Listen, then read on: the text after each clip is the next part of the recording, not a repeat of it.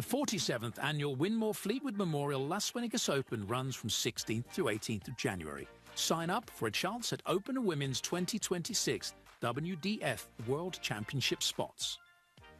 The Romanian Darts Festival is 23rd to 25th of January. Register by Wednesday the 23rd of January to join one of the WDF British darting festivals in historic Bucharest. The Toto Dutch Open Darts is 5th to 8th of February. Registered by 15th of January. With 2026 WDF World Championship places on offer, Mr. World's largest darts party. Don't miss it. The Irish Open, Irish Classic and Killarney Open take place in November 2026. The WDF's second biggest festival offers more chances for 2027 World Championships qualification. For more details on each tournament, visit the link in the description. Special thanks to sponsors and partners Target, Luke 1977, Master Cooler and broadcast partner S4C.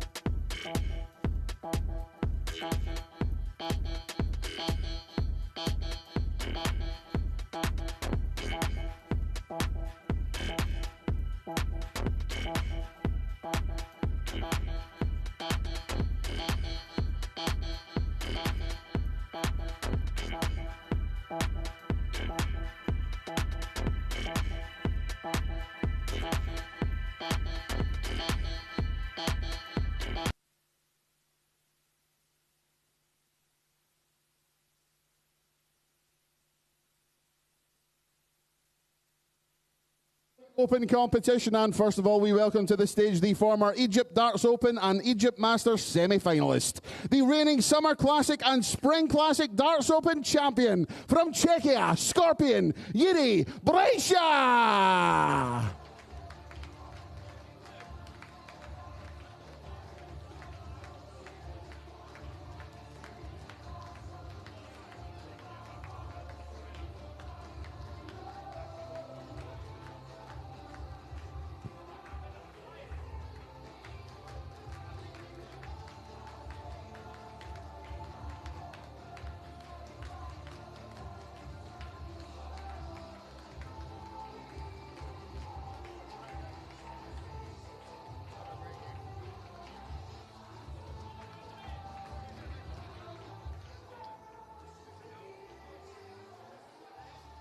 His opponent is last year's Lakeside Open Youth World Championship finalist, the reigning Italian Open and Czech Open champion from England, the Interceptor, Jenson Walker.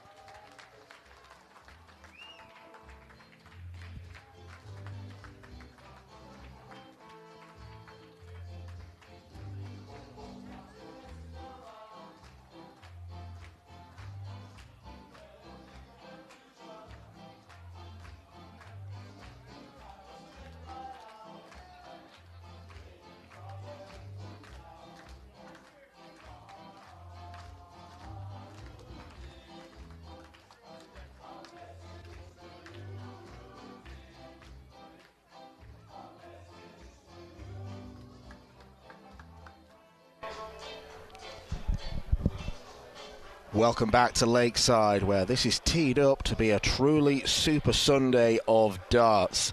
The hot favourites in both the boys and girls tournaments are making their bows in senior action at this wonderful venue. Paige Pauling later on against Lisa Zollikofer. Mitchell Lawrie, the man or kid everyone is talking about, will play on here for the first time. But up first, we've got another young man who's made big strides in 2025. Jenson Walker probably arrives into this tournament as the form man across all 4 tournaments that we've got for you this week. He's won 2 in the last 2 weeks in both Malta and Czechia, the home country of his opponent tonight, Jiri Brejcha. He's only 19 years old, but he has already amassed quite a bit of stage experience, not just in the WDF system. He's played on the main stage at the UK Open as an amateur qualifier. He's been a winner in the Moda Super Series as well. And he's certainly got a real demeanour of confidence about him. He's a hugely promising young player who is only going to get better. He takes on, as mentioned, Jiri Brejcha of Czechia, the 42-year-old who's won a couple of tournaments this year, the Spring Classic and the Summer Classic. Will he be walking in a winter wonderland against Walker, or will the Interceptor do what many expect him to do and win this contest? My name's Dan McCarthy, joined for the first time this evening by the co-host of the weekly Dartscast podcast, Alex Moss. Good evening, Alex. Good evening, Dan. Good evening, everyone. Yes, really exciting lineup we've got here for night 3 of the WDF World Championships. 3 of the most exciting teenage talents in world darts. One of them about to throw his first 3 darts in the Open tournament, Jenson Walker. You've also got Mitchell Lawrie and Paige Pauling as well. And we're going to see Shane McGuirk back on the stage at the end of play tonight as he looks to continue that defence of his World Championship title as well. 58. Well, that's how strong the field is, the fact that Shane McGuirk didn't even get a mention in that opening monologue. But yes, he will close out the evening's action against the number 9 seed Stefan Schroder of the Netherlands. 41. But Walker is being tipped for a good run. Yes, it's a tough section of the draw that he finds himself in. Winner of this will face the American David Fatum, and it's in the same mini section as Raymond Smith, who, other than Jimmy Van Schie, is the favourite.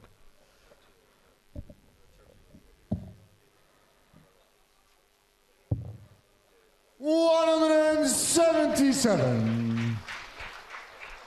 But a confident start from Jiri Brejcha, who has minimal stage experience. He's played a couple of times on the European tour, most recently against Nathan Aspinall, where he was beaten 6-0, so it was a pretty tough baptism. 81. These very early stages, it looks like Jiri Brejcha will avoid 58. being whitewashed 82. on the stage tonight. 82 left after 12 darts on his throw, always a good position to be in.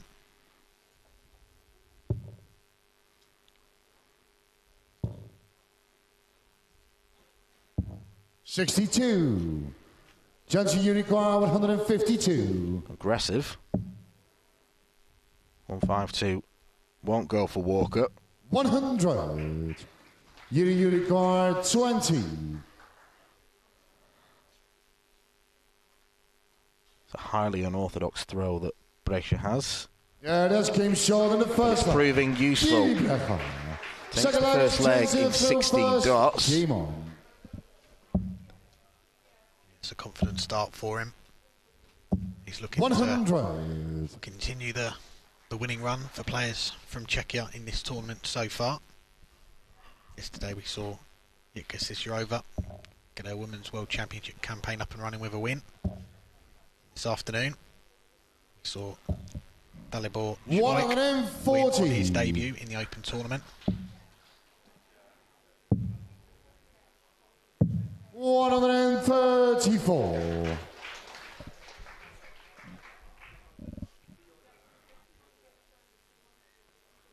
Uses incredibly light darts, does Jiri Brejcha.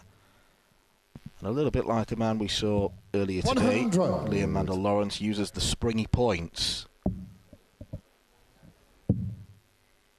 Been reliably informed by our co-commentator, our colleague Andrew Sinclair, that they are 13 grams, which I'm pretty sure will make them the lightest arrows that are being flung at that Lakeside stage this year. Possibly ever. 46.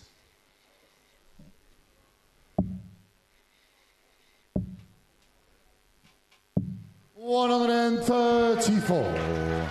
Good visit from Walker, 2 treble visit, gets him down to a decent finish to level up this opening set. A bit like Brejcha in the last leg, leaving a decent finish after 12 darts on throw. 64. Jenson Unicorn 76. Double top. 56. Jiri Unicorn 151. This would make Walker shake. 151 for Brejcha.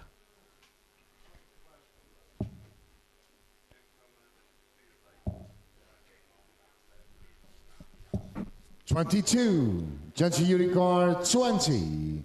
Going to go and not going to put much of a dent in it. No score. But he's going to get a go because Walker going in the wrong Jiri bed there. Unicorn 129. Jiri would have wished he'd have scored more than 22 in the last visit. But he's got a chance. Options here. 72 left. Can look for another treble. May look double-double.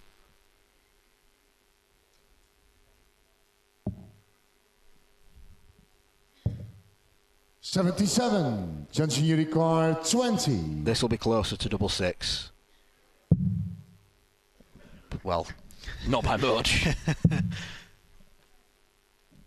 Yeah, that's game short in the second half. Jenson Walker. A bit more hard work. Third is Jiri to throw first. Game on. Jenson Walker up and running on his Open World Championship debut.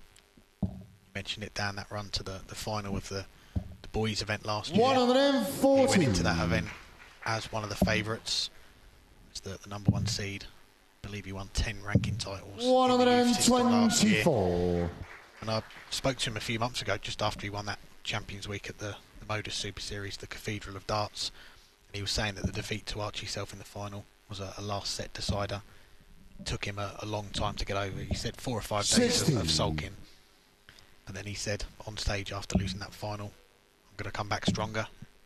And we've seen him do that this year, winning all the titles and getting himself into the Open Championship. And he had a choice to make, didn't he? He was one of the players that qualified for this tournament and also the ADC Global Championship. And I've got to say, I thought he was very open and honest in his statement that he put out, his club statement, if you like, saying which tournament he was going to play in. Very sensible head on young shoulders.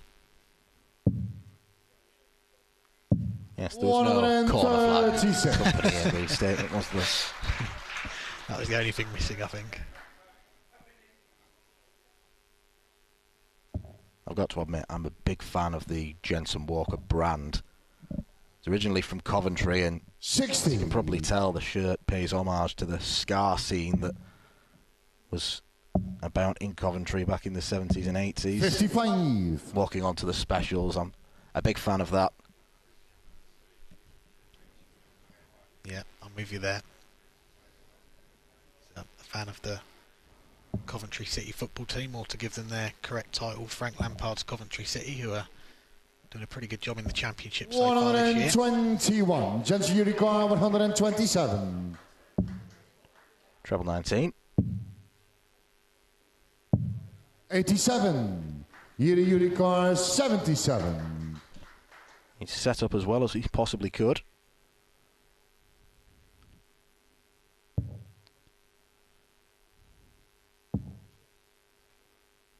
Double top for Jiri. 57. Jenson you require 40. Chance to break here for Jenson, looking at tops.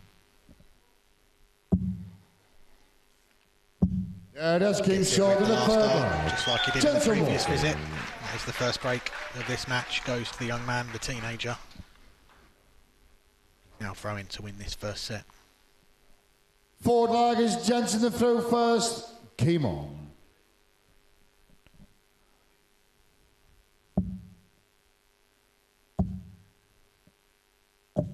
.45. As far as debuts go at Lakeside last year, Jenson very impressive in his first game in the boys tournament. 92 average, 101 first 9 average. Really did put the benchmark down in that 140. I've got to say, I'm looking forward to that tournament again this year. I think there's some cracking players. 140. Mitchell Lawrie, he'll probably go in as the favourite given what he's done this year, but Archie Self, the winner last year, what a campaign he had on his debut. 16 years old now, he'll be involved again, looking to try and defend it. Kaya Baysell, another player who's won a senior tournament at the tender age of 14. Mason Tees as well. Florian Price was impressive last year on his debut, playing in the boys tournament, so future's certainly bright. And with there being no age restrictions on entries in the WDF system, teenagers across the land who've got some talent with 3 darts in hand could maybe look at this and think, I'll have a go. They certainly could. I think their tournaments, the Open Youth and 99. The girls that are just going to get better and better. We talk about the Luke Littler effect, what he's done for the sport of darts, getting more young boys and girls into playing the game. I'm sure over the years to come there's going to be many more of them coming onto that stage looking to get a 60. A world championship title under their belts. 80. And I think the standard's just going to keep growing and growing. 48. Clearly a 16s-man with that approach on 80.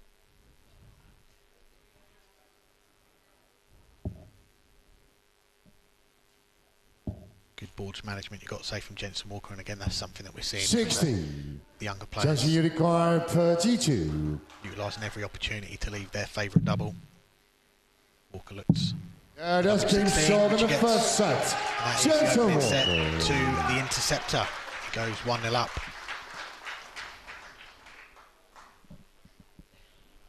Second set, first leg is Jenson to throw first. Game on.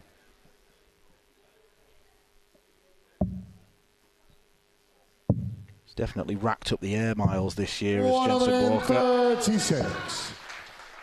And just look at where he's been out and about recently. There's the title win in Czechia the weekend before Malta. Been playing in Ireland. He went to the World Open 59 and World Masters, Latvian Open, Italian Open. Well-travelled young man. 140. That's something that's been in the Jenson Walker DNA, if you like, for quite a long time. I remember chatting to him earlier this year, talking about how he got into darts. It was during the lockdowns, boredom basically, to cure that, something to do. 26. And he was honest. He said, I didn't get good straight away. It took him a lot of hours, a lot of time practicing. His first tournament that he went to in the JDC, 94. he averaged 57, and he thought, this is okay. But he told his dad, I want to get better. So his dad took him to all the local tournaments they could find around his area to keep improving. And we're seeing the fruits of that labour now. Playing in World Championships 131. and all the titles that he's won. 91.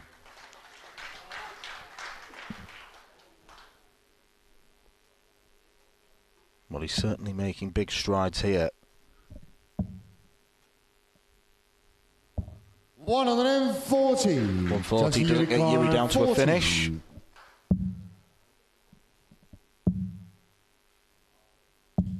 $20. Well, that's been one slight weak spot in his game so far, the darts at double. Already missed 10 of them.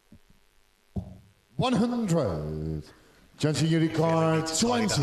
If he is to make a deep run this week at Lakeside, but that's King Sean in the first leg. 10 first start. Walker. Second leg is Jiri to throw first. For Walker. That is 4 legs on the spin.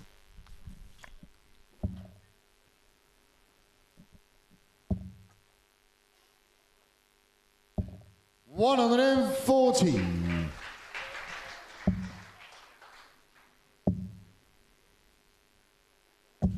60.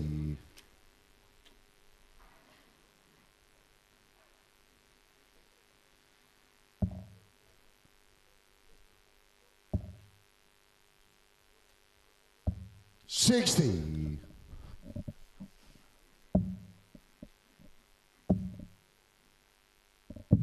99.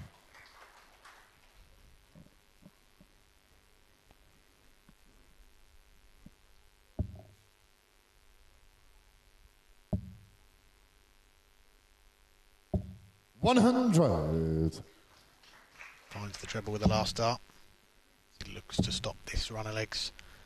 Jenson Walker 60. continuing. This is on Jiri's throw. It's a leg. Feel like he needs to win. Stop this run of momentum from Jenson. At the moment he's running away with it.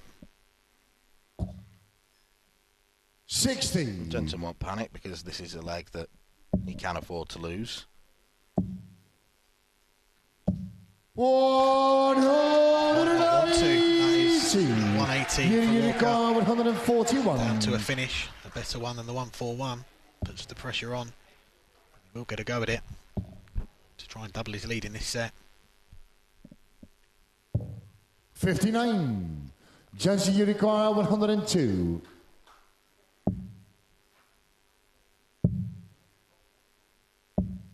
94. Jiri 82.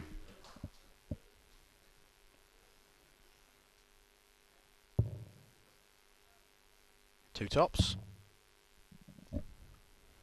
42. Jenson Obviously the Jiri intention. 8. This for a 2-0 lead. Walker. No score. Second time in this match goes in. Jiri double. 40. Folds Jiri Brejcha 3 more darts at tops to get on the board in set 2. Now having to switch to double 10.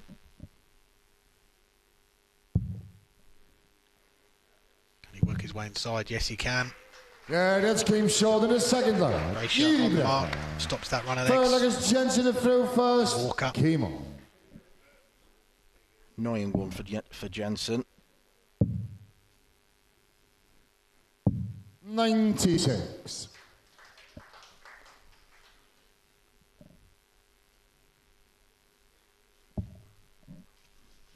Winner will wait until Wednesday to get back into action. 43. Match with David Fatum.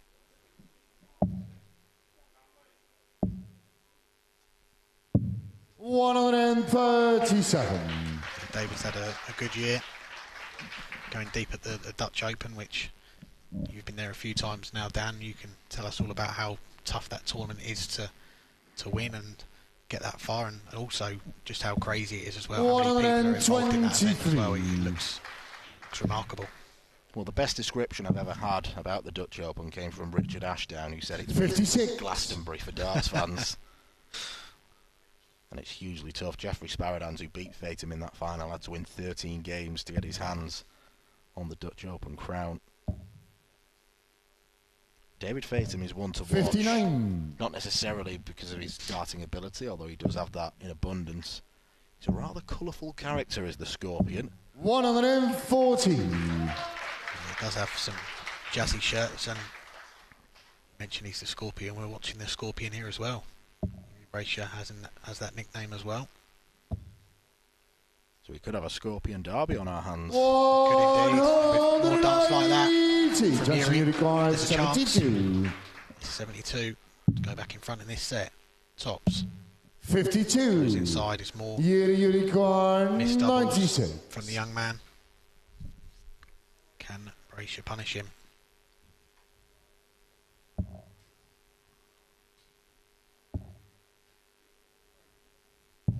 $56.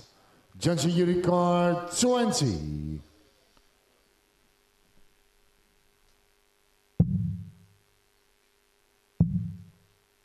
Double 5. 15.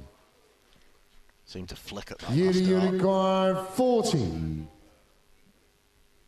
Sunk to his knees as well. Tops for Brejcha. Break Walker down to double 10. He's hit this a few times already.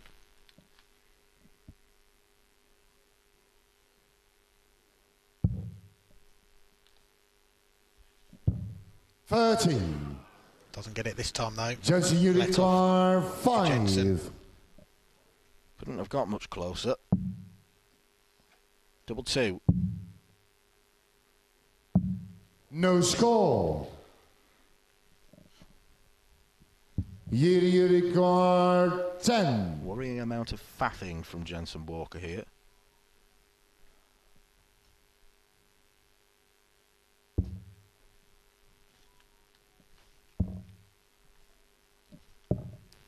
Five. The last dart doesn't count. Jenson Jiri card 5. Jiri Brejcha feeling the wrath of Maruyama. Yeah, that's game short in the third leg. Jenson Walker. Walker steps in. Forward leg is Jiri to throw first. Game on. 23 dart holder throw.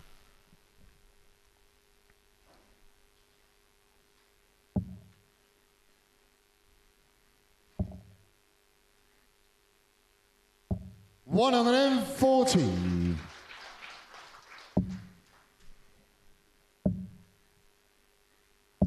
$100.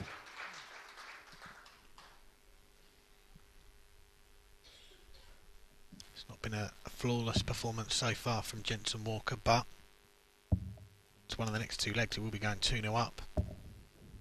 45. Track for a straight sets victory. At this point, it is just about getting that W, getting through to the next round. This could be a 93. long week of darts if you do go deep into the tournament. Something that he's got an awful lot of experience of over the last few years in the youth events, winning pretty much every event there is within the WDF system. World Youth Cups, Europe Youth Cups.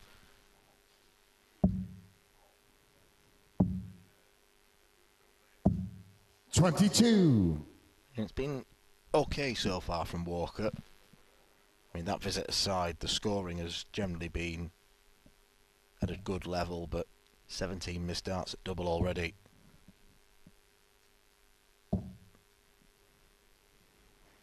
$140. If he does get through, he does know the area of his game that he'll need to brush up on for the next round. $140. Jiri card 116.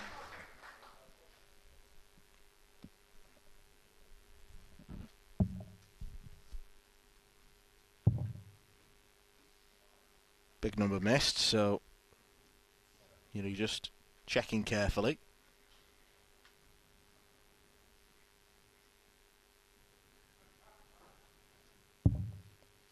$69. Jenson Jiri card 146. Well, two big numbers missed.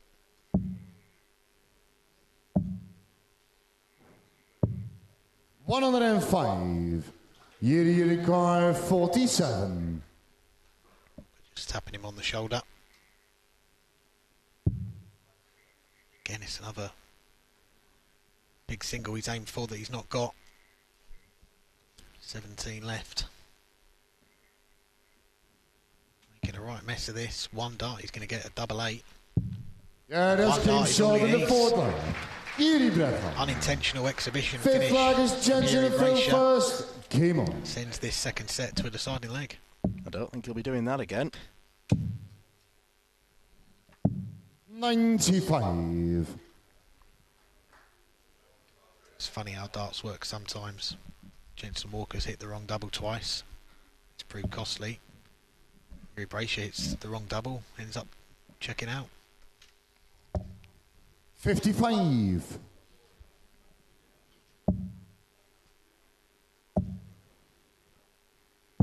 99.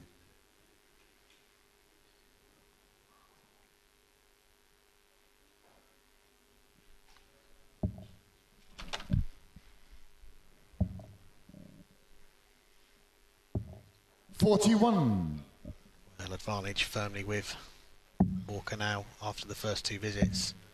He piles in the trebles again. 140. Down to a finish after 9 darts. Jiri Brejcha still in the 400s.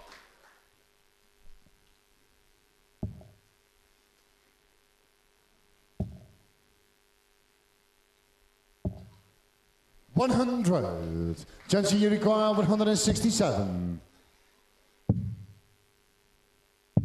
127. Again, set-up play from Jenson Walker, I think, has been one of his strongest attributes in this game tonight. So many times he's had 100 odd left. He's left a double 58. after 3 darts. Jenson you require 40. And that double of choice is tops. 8. It was his choice for 2 darts. It's like one of my darts at tops, that last one. Electing to switch. Come back with 3 darts at double 16, which is his preferred route.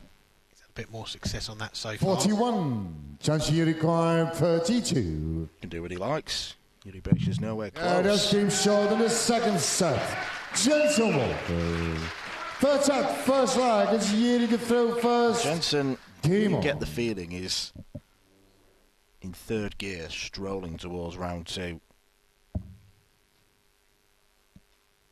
Maturity there is something that really stands out for me from Jenson Walker. 140. So many players will have seen miss tops twice, still go for it, persevere. 135. He'd have time on his side, but he decided, you know what, let's leave something I prefer instead. Let's leave that double 16. It pays off, gets him that second set. Now 1 away from the last 32.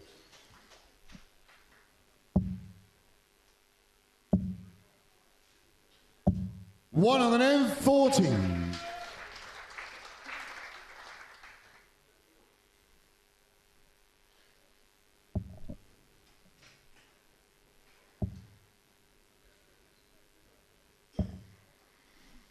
$60.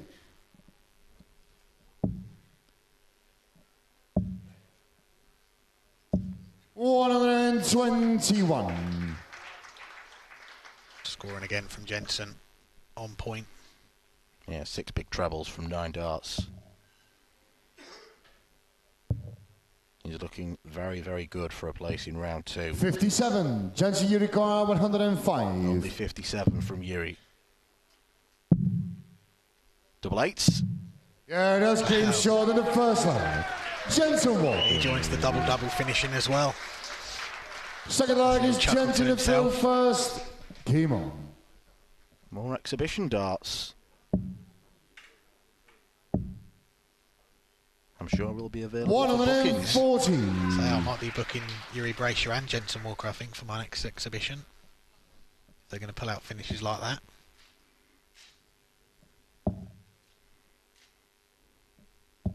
$60. That was a breaker throw as well in that leg, so Walker get the job done in this set if he can hold throw twice.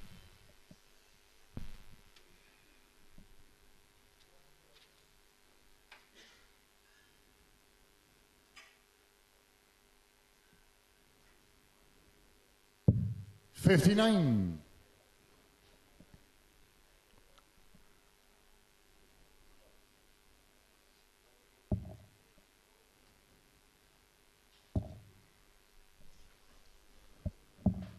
100.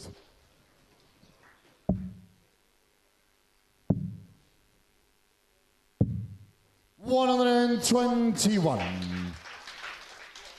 Another 2 treble visit. Piling up, aren't they? He's outscoring Jiri Brejcha,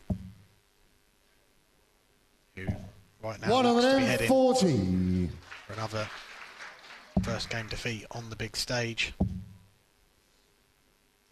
He's won his first 2 WDF ranking titles this year, which has helped him get to the Lakeside for the first time via the rankings. A few semi-finals, another final. It's been a good year for him.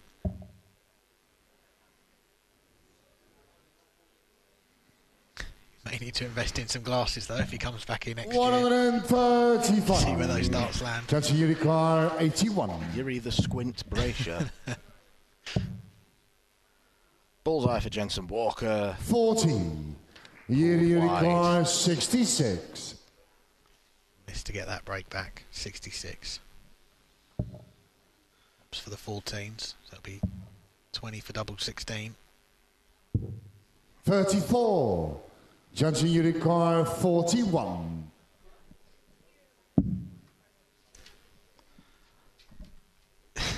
Got to be 599 surely. Oh. Double 8. 25. Goes outside. Jiri car 32. Just level the set.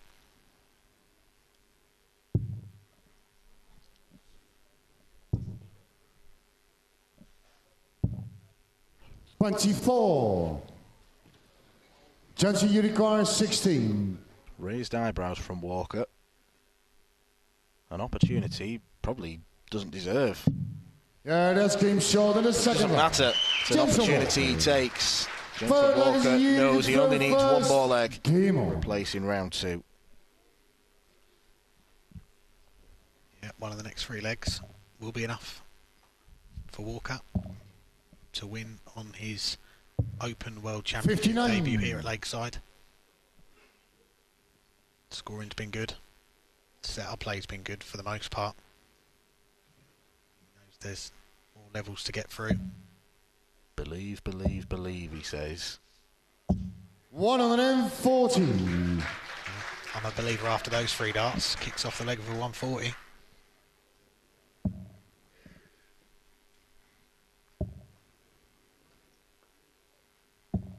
$125.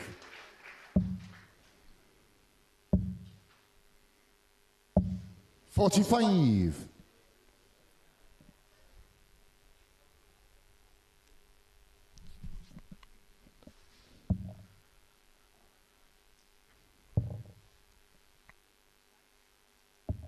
59. Looking more and more likely that Jiri will not make it a check hat trick. 60. Following the wins for Aaja and Dalibor Smolik. Now a first game earlier this afternoon, which took plenty of attention for Dalibor's unscheduled visit to the toilet. Yeah. 140. A break during the leg, which we don't often see.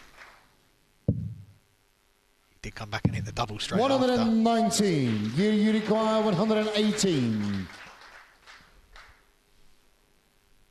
Walker down to a finish himself, which could win him the match. We'll get a chance at it. 52. Jenson Jiri car 137. Straight sets.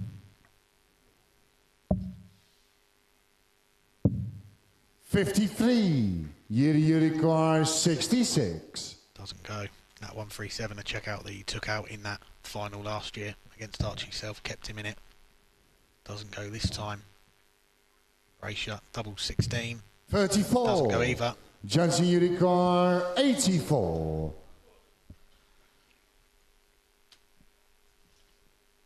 84 for Walker.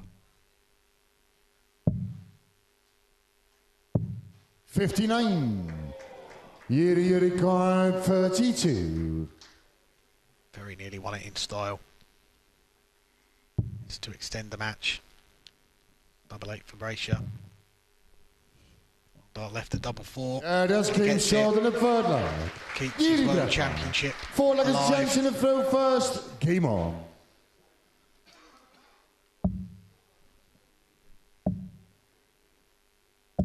$140. Well, that double 4 may only be ceremonial. It might just prolong what is inevitably about to come. A lot of the missed darts at double that Jiri has have not been far away. It's been well thrown darts. Fine margins in this sport. 60. Walker had that one match dart at the ball. He looks to have put that behind him straight away, kicking off this leg on throw with a 140. There's no panic stations yet for him. 60.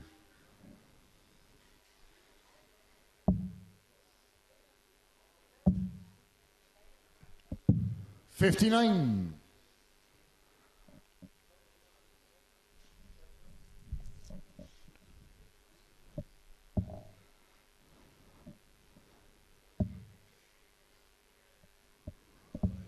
$140. Back comes Jiri. Walker filling up that treble again. 145. Down to 97. Once again, on the cusp of a place in round 2. Love that use of the bullseye. It's only a difference of 5 points. Judging Jiri requires 97. Now treble 18. 57.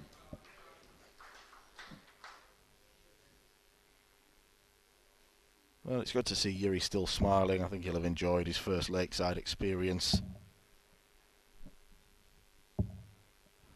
81. But it looks like it's going to be Jenson a requires 40. Double top for Jenson Walker. No score. Jiri requires 137. I do wonder whether Jenson did consider going 8 double 16, leaving his preferred double. May do it on the next visit. 59. May go straight for tops to get him through. Let's see what he does. Jenson requires 40. Game shot. No, he goes the routine way. Jenson Walker. And Jenson Walker, in relatively stress-free fashion, advances into the second round. Jiri Brejcha will not become the third Czech player to win on the Lakeside stage this week. He's enjoyed the experience, but Jenson Walker, one of the most talented young players in the WDF system, is safely through by 3-0. Ladies and gentlemen, please show your appreciation to Jiri Brejcha.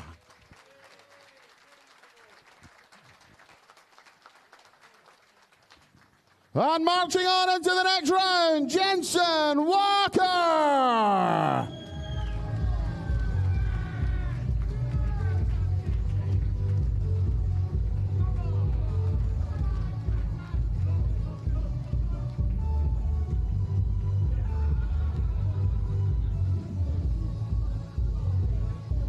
Well, ladies and gentlemen, we are going to take a very quick 5-minute break. 5 minutes' time, we will return to the stage with our next match from the women's competition. The 47th annual Winmore Fleetwood Memorial Las Vegas Open runs from 16th to 18th of January. Sign up for a chance at Open Women's 2026 WDF World Championship spots. The Romanian Darts Festival is 23rd to 25th of January. Register by Wednesday the 23rd of January to join one of the WDF British darting festivals in historic Bucharest. The Toto Dutch Open Darts is 5th to 8th of February. Registered by 15th of January. With 2026 WDF World Championship places on offer, it's the world's largest darts party. Don't miss it. The Irish Open, Irish Classic and Killarney Open take place in November 2026. The WDF's second biggest festival offers more chances for 2027 World Championships qualification. For more details on each tournament, visit the link in the description. Special thanks to sponsors and partners Target, Luke 1977, Master Cooler and broadcast partner S4C.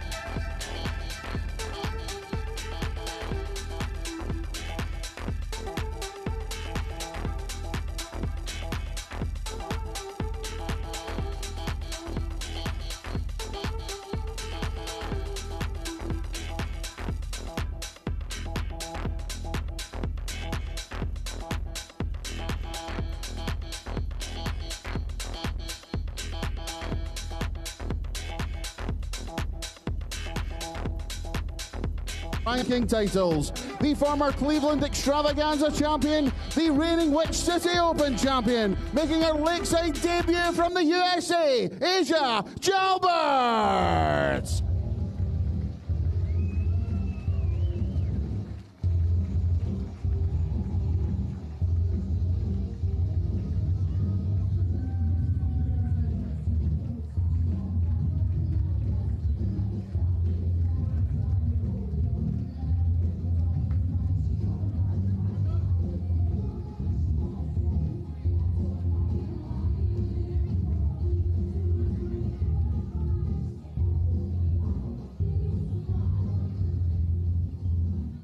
Her opponent takes part in her third Lakeside World Championship. The reigning Denmark Masters and British Classic champion from the Netherlands, Aletta, Wajer.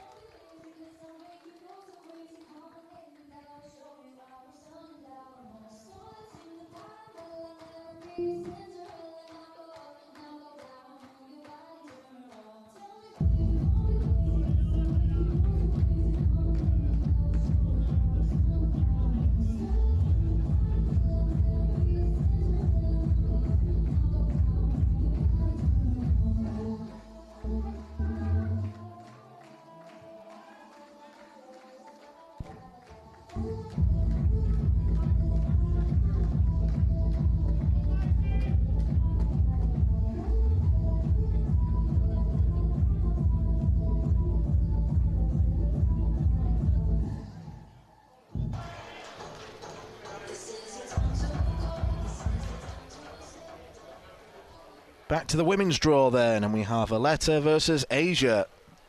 Netherlands against the USA, and for Aletta Wajer, this might be something of a bittersweet experience. It's her third consecutive appearance at Lakeside. She was a quarter-finalist last year, losing out to Lorena Rietbergen.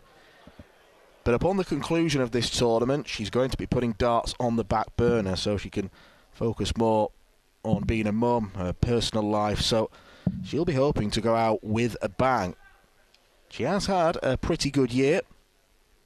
Title wins in Denmark and the England Classic as well. So she will come into this game as the favourite against another debutant. 9 in total today are playing on the Lakeside stage for the very first time, and one of them is Aaja Jalbert. Spoken previously about generational battles. Well, Aaja is 48 years the junior of the other American lady in the draw, Paula Murphy. 21 years old. She started to win plenty of titles back in her homeland. But this is going to be a real step up against Aletta Wajer, who does have a really good A-game in her. She doesn't necessarily produce it often enough. But Andrew Sinclair, because of the context of this game, because it's going to be her last World Championship, we think, for some time, she'll obviously want to go out on a high. Absolutely, and I'm sure she'll be hoping that she can probably play with a sense of freedom up there because, 81. You know, of course she'll want to win and keep this run going as long as she can, but ultimately this is what she worked towards. She qualified to get here as the end point. 140. And will just want to play as well as she can in this one. A big opportunity for young Aaja. So that good year, probably our most consistent to date 41. On the women's side, so I think this will be the first of many times we see her on this stage. 134. Would in some ways liken Aletta to play we saw earlier today, Priscilla Steenberg, and the scoring power when it's on is really, really good, but sometimes she can get a bit flustered with the darts at double. I think that's a very fair comparison. She made a strong start to this one. She will have time on the doubles, but will also need to make sure she converts. As we've said, it's a very short fire format in the women's side, first to 2 sets. 60. So isn't really a lot of room for manoeuvre or error.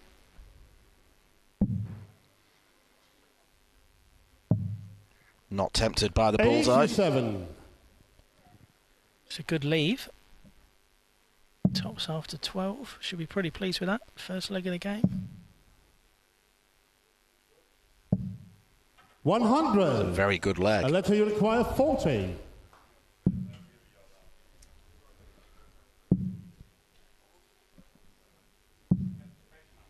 No score. Therein lies the problem. Aaja, you require 137. 137 for Aaja Jalbert.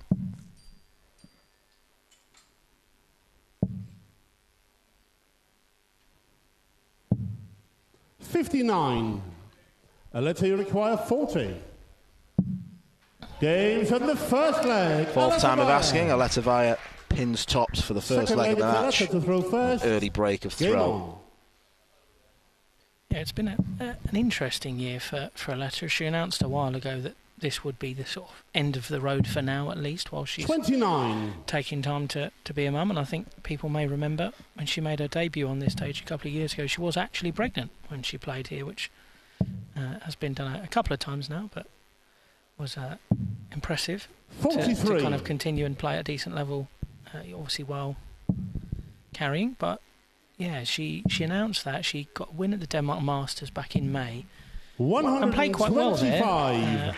Had to survive match starts in the final against ladies we saw in action earlier this afternoon, who I thought played very well. Amine Dursun. 180. That's very well done from Aaja Jalbert, but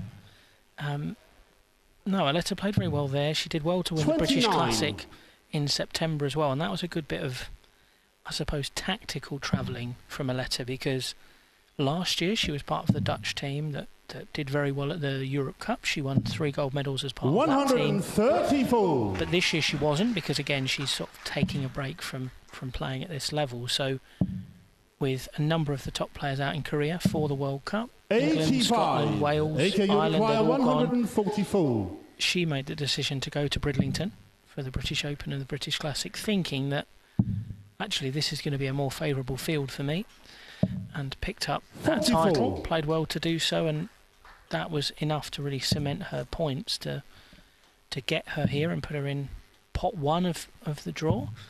63.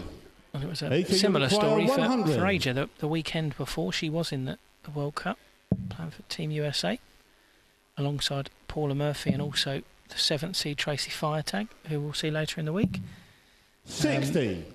Aaja won the Which City Open in New Hampshire, which again gave her a sizable jump up the rankings and put her in position. 98. Aaja, you require 40. Double 10. Double 5. No score. Oh, that was wild. Aletta, you require 72.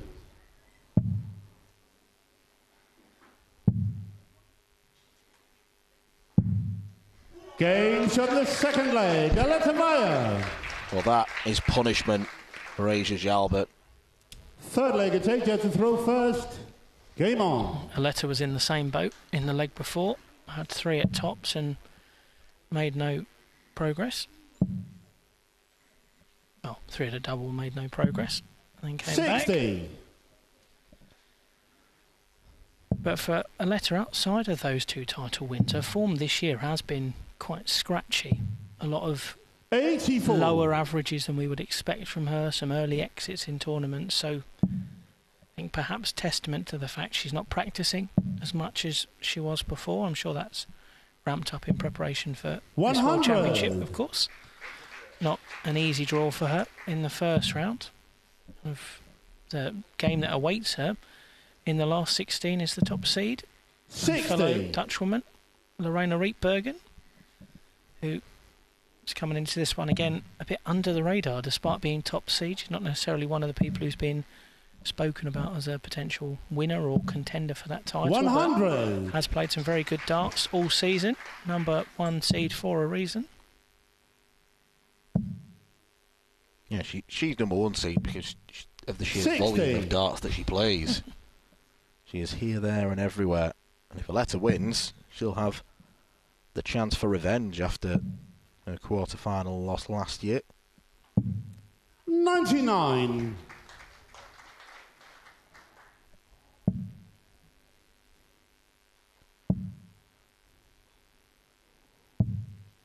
$47. Aaja, you require 142.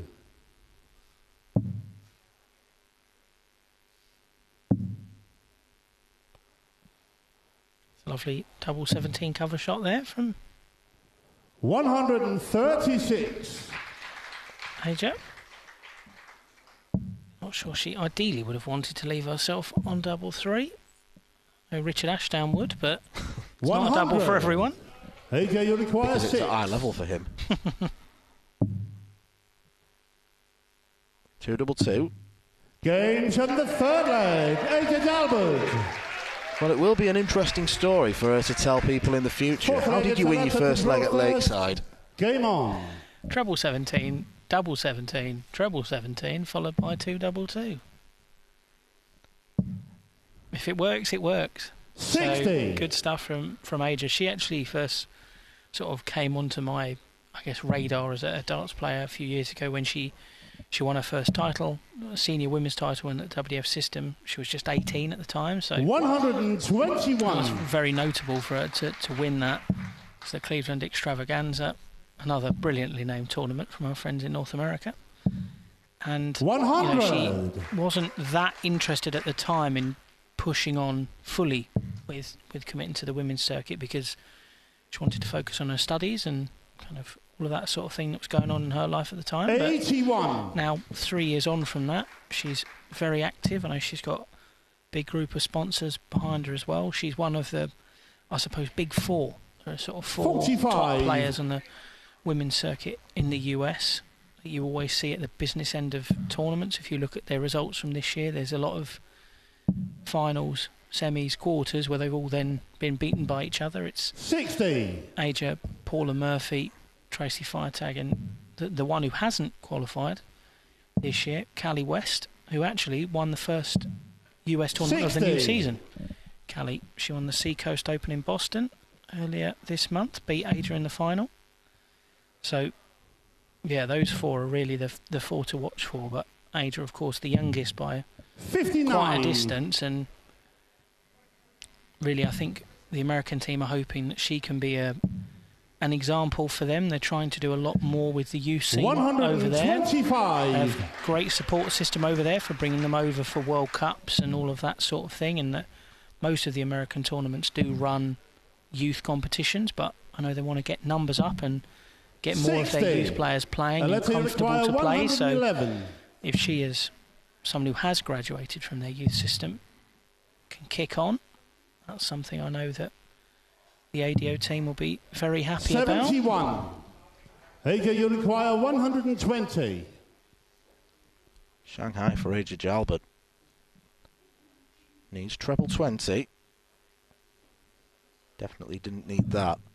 40. Aletta, you require 40. Game set, the first set. First set belongs to Aletta Wajer.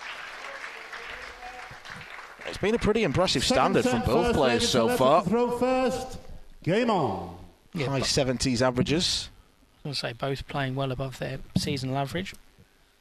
So it's encouraging that you 44. often come to this level.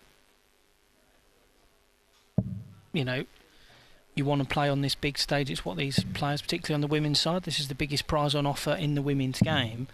They 59. work all year to perform on this stage, and when you get here, there's a lot of pressure on you to play to your best and peak for this tournament. So the fact they've both started 30. so strongly and are over-indexing compared to what we would expect is fantastic testament to them, their preparation, but also the fact that if there are any nerves, they're being channeled in a good way so far. 42.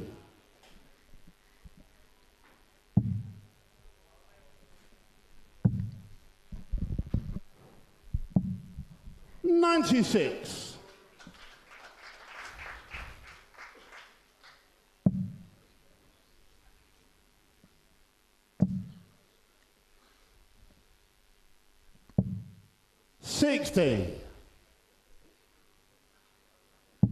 Both players qualified for this by virtue of just purely the rankings table. 133. Regional tables or win any platinum and gold events. They were just there by merit of what they've done this year. 40. I know it was a bit touch and go for Aaja. She had a long chat with me at the World 95. Cup in South Korea and was, am I in? Am I not in? What do I need to do to be in? How far away from being in am I? And I sort of said to her at the time, you are in the last spot in at the moment, but any points you can 60. pick up in the Korea Open or the World Masters will help you. And she got to the last 16 at the World Masters, which was what got her over the line. 83. Lost out there to Ragnar David from Norway in the last 16.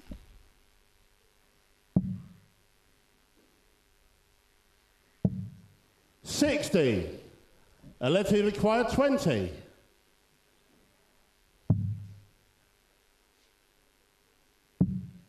Game on the first leg. Aletta Wajer. Second leg, it's Aaja to throw Aletta first. Wajer is playing like somebody Game who on. wants to make this count. It's a very determined look on her face. She's really thrown with conviction in this one. 81. And Aaja, to her credit, hasn't done a lot wrong, but Aletta has been 26. on top of this one from the get-go.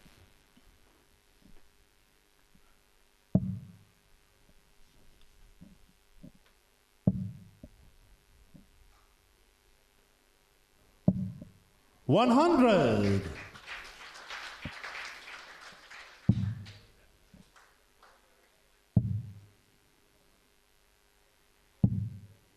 45.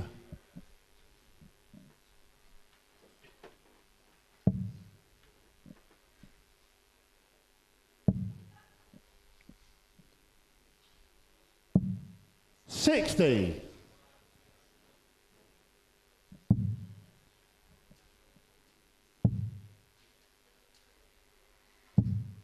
57. Leg off for Aletta.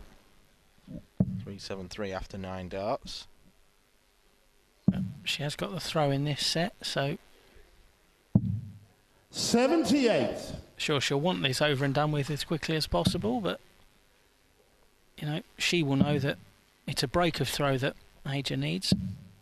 43. So it'll be that next leg that's incredibly crucial for this set.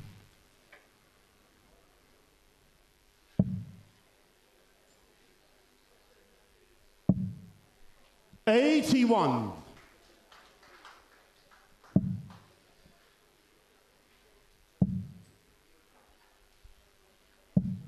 135. Aaja, you require 101.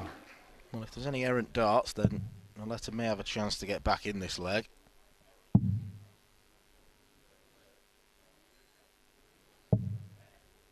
$41.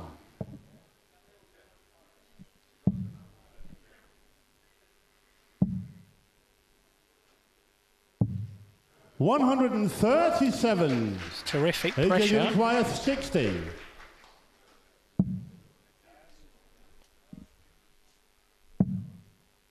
No score. Aletta, you require 58. Very low second dart. Let's open the door for Wajer. 18. So Aaja, you require she can't 60. capitalise, so take 2. That bit's right. Needs to give this some welly. Double 10. 50. Aletta, you require 40. Well, this might be slipping away from Aaja. Double 10. Game shot in the second leg. Aletta Wajer. She's one leg away from a straight sets win. Third leg, it's Aletta to throw first. Game on. Yeah, I said it was Aaja that needed a break in this set. She wanted to level this one up. Well, now Aletta's got one of her own. 22. And really took that last leg from absolutely nowhere. Had done nothing really, and then two treble visits. Got her back in the game. 85. Missed doubles. She was able to punish. You will also notice we mentioned this is her 60. sort of last dance, as it were. She has got that noted on her playing shirt. It does say the final chapter on her shirt. It looks like 97. that chapter's got a few more pages in it at the moment. Dropped just one leg so far. It will be interesting to see what dart she does. 95. Complete and total retirement, or whether she's just going on an extended sabbatical, essentially. Yeah. Whether she might be tempted to do something like the Dutch Open, local tournaments. 57.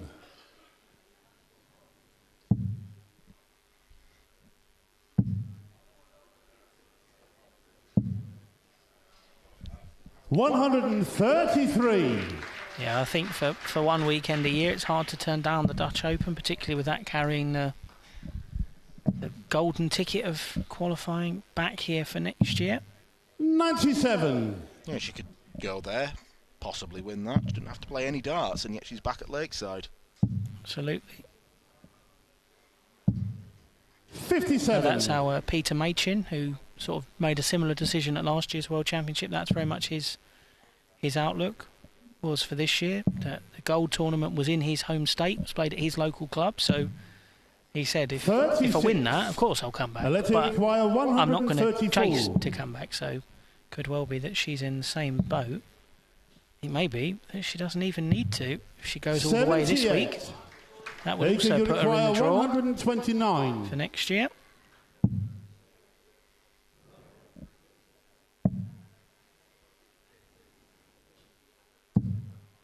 39. Aletta require 56.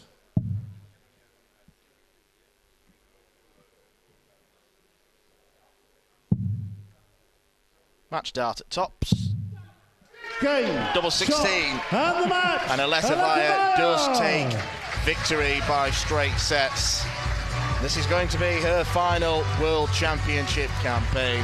And she started it in pretty good fashion as well, playing above her seasonal average. She's got experience on this stage. Aaja Jalbert will get better for the experience of being in this. But it's Aletta who wins. Ladies and gentlemen, please show your appreciation for Aaja Jalbert.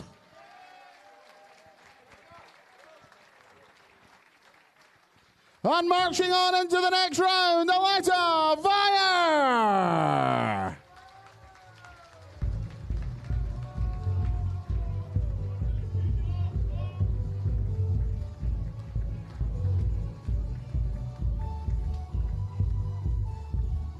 Once again, ladies and gentlemen, a very quick 5-minute break. 5 minutes, and we will return with our next match from the open competition as Bradley Kirk takes on Jeff Springer Jr.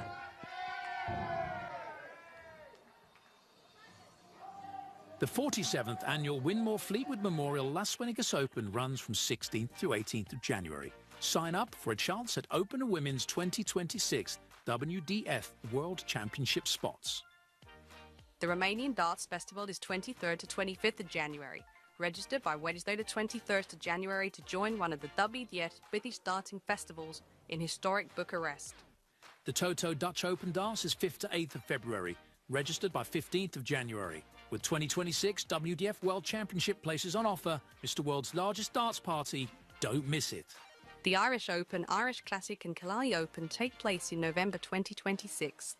The WDF's second biggest festival offers more chances for 2027 World Championships qualification.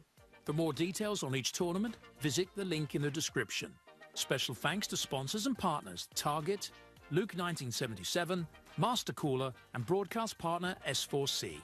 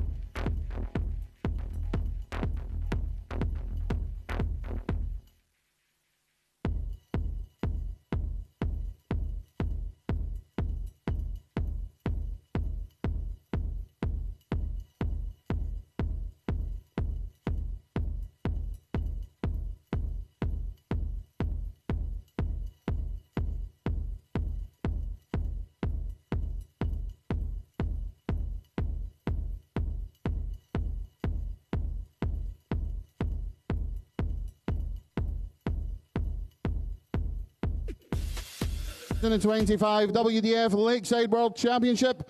And we welcome to the stage a man making his second Lakeside World Championship appearance. This year's Toronto Area Open and former Oregon Open semi-finalist. This year's Las Vegas Open finalist. From the USA, the Stinger, Jeff Springer Jr.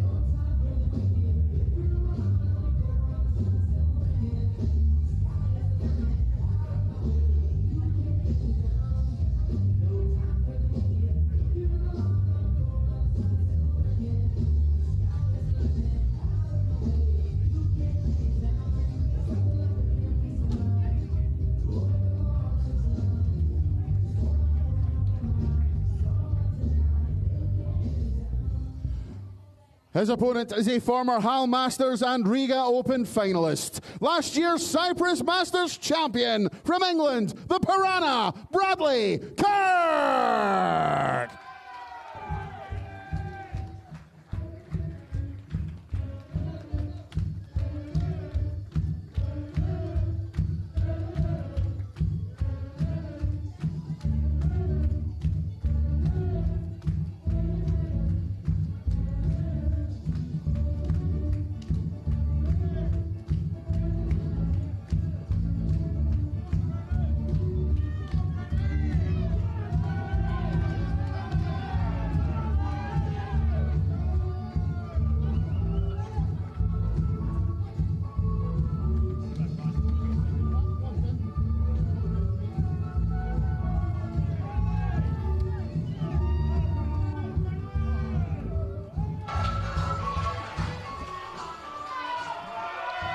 Well, there's plenty of support in the building for Bradley Kirk.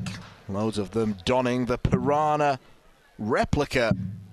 Two players who are making their returns to the Lakeside stage a year after debuting. Both of them left defeated in round one. Bradley Kirk losing 2-1 to James Beaton, who we're going to see later on in the tournament after his win against Dennis Nilsson.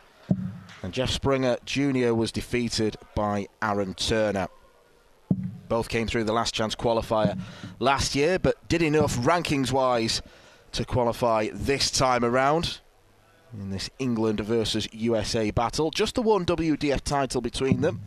That was Bradley's in the Cyprus Masters last year. And in a similar vein to Aletta Wajer, he's announced on social media that because of a lack of sponsorship opportunities available to him, he's going to put darts on the back burner from next year onwards, barring a few local competitions.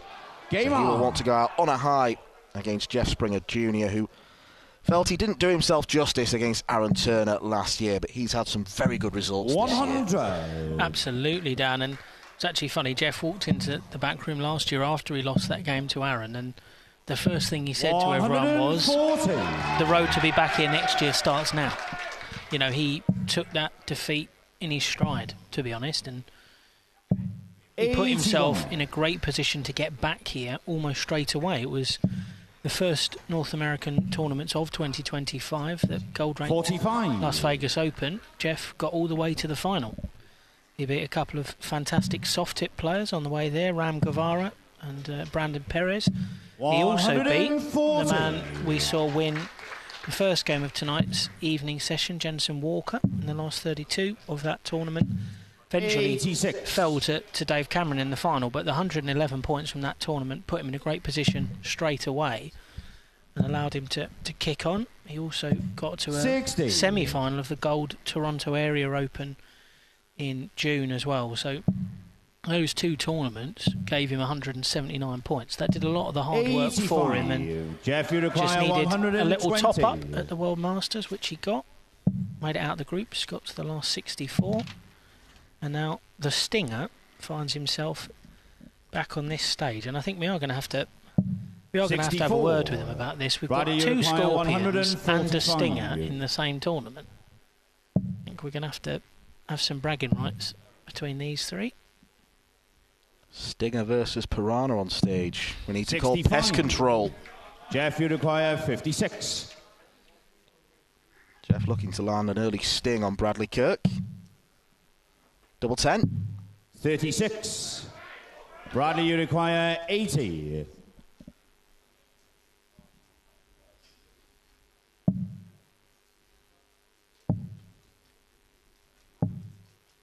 28. Jeff, you require 20. So no dart at double for Bradley Kirk. Game shot in the first leg. Jeff gets double 10. Junior. Second leg, Bradley to throw first. Game. You'll have noticed Jeff giving a kiss and an embrace to his wife Lisa, who's accompanied him across the pond once again. And they're quite heavily pregnant, Lisa, as well. Jeff was telling me that their baby is due in March, so it'll be the last hurrah for the travelling. Yeah, absolutely. I think when he sort of announced earlier this year that 97. They were trying to grow the Springer family, that would dictate where he was travelling for the next couple of years. He made decisions this year on tournaments he wanted to go to make sure that the dream of being back here and at least winning a game on this stage was able to be realised. He's also got the support of some of the other American contingent here, because at the moment it's not been a particularly happy return for them. We've seen 3 of them play so far on this stage, and 3 of them suffer early defeats. Kevin Luke lost that deciding set to Sibrin Highballs on Friday. 134. And today we've seen Aaja and Paula Murphy go out in the women's competition. So that's 3 down, 3 still to come. Of course, Jeff here, but 99. Also in his same section 85. of the draw, his same quarter, you got the number 2 seed, last year's semi-finalist, Jason Brandon, who I'm looking forward to seeing later in the week. 60. Jeff, you require 136. Missed out at bullseye for Bradley Kirk.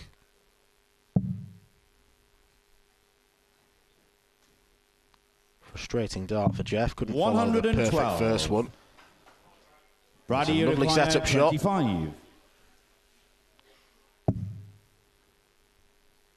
Game shot in the second leg. Bradley Kirk. Third leg, Jeff to throw first. Game on. Plenty of noise greeting that dart at double 8 for Bradley Kirk. Certainly one of the most raucous early games of last year when Bradley played. You had a rather sizable Piranha army. And as we heard yesterday, James Beaton's firm certainly were in full voice. The Springer camp probably slightly more reserved, but cheering their man on nonetheless. Winner here faces the Scottish 15 seed Andy Davidson in round 2. 180.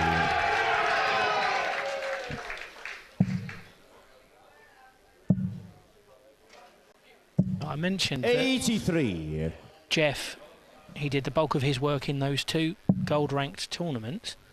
Well, for Bradley, the bulk of his points 66. all came at the start of the season. So he got to a semi-final at the Irish Open last year, which got him 68 points. 60. He also had deep runs in the Czech Republic, in Malta, picked up a lot of early points, and then between, I think, Scotland in February 100. and tournaments in sort of September, he only had one other point-scoring run between February and September. That was in the Faroe Islands. He struggled with shoulder and elbow issues during the year. 30. Bradley, you require 75. Sort of that were impacting his throw and his confidence to actually travel to tournaments and feel that he could play of his best. Game shot on the third leg. Bradley Kirk. Fourth leg is Bradley to throw first. Couple of excellent legs in response from Bradley. You can see he has got quite a jerky style. 60. There's a lot of movement in the shoulder in that throw, so if you have got discomfort in that area as he was reporting that he did, can understand why he decided to 123. take almost a mini break in the middle of the season. And actually, I think when we got round to September time, Bradley was thinking that maybe I won't make Lakeside this year because 39. I've not made points in so long, and I've slipped from a comfortable place to an okay place to outside the positions, but had a strong end to the season. 127. Had a good run at the World Masters, picked up a few points in Hungary as well. We got to a semi-final there.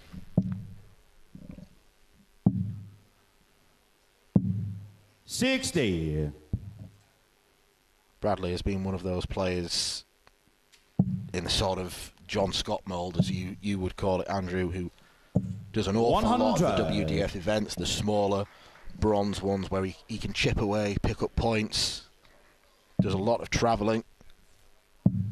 Yeah, exactly. And I know he went to Catalonia in September, which mentioned for the Catalan Federation. They ran a couple of cracking tournaments out there in Calais. 60. Tito and his team do a great job. I know Bradley was out there. Somewhere Jimmy Van Ski has won titles in successive years, so does attract good level of competition over there. But yeah, Brad's been pretty much 91. Anywhere and everywhere over the past year, and has played some great darts. Game shot and a fourth. Jeff plays the great darts here. Springer Jr. Breaks the throw once again. It's a 15-darter in response to Bradley's. It's Jeff to throw first. It'll be Jeff to throw for the set. It's been a good competitive start, and I think Bradley did get a set on the board last year when he played James. That did go down to a 96. A decider, whereas I think Jeff had an experience similar to that of his countryman Kevin Luke when he played for the first time, where the game was over in a flash and he felt as though he hadn't really been that present in the moment and hadn't quite appreciated it. So the fact this one so far looks like it's going to be a close nip and tuck game, which on paper it looked like as well. There weren't many points separating these two in the rankings. 140. Bradley was just in pot 1 for the draw, and Jeff was one of the higher ranked players in pot 2, so not a ton to separate them in the rankings, and not a ton to separate them so far in this game, both averaging in the mid-80s, both at 2 legs all. 180. Jeff, you require 170. Bradley's making his move. Put Jeff Springer in a position where 58. He may have had to take out that Bradley 170. 47. What a leg of darts this has been. Double 16. Now double 8. 31. Jeff, you 2 set darts 112. missed. But Jeff was trebleless last time out. He'll have to find one here, and does. Double top for the sets. 72. Bradley, you require 16.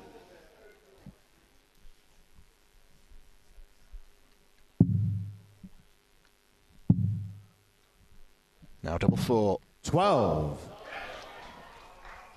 Jeff, Big you moments. require 40.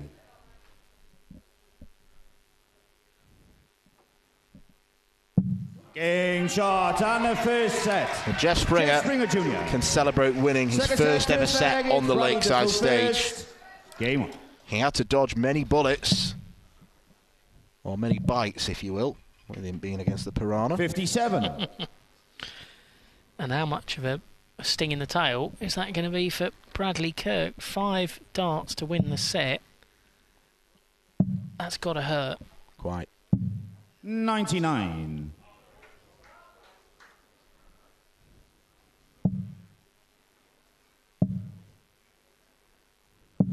$94. Two players very evenly matched.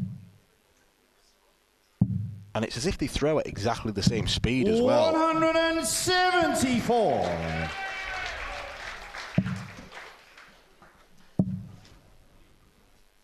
$100.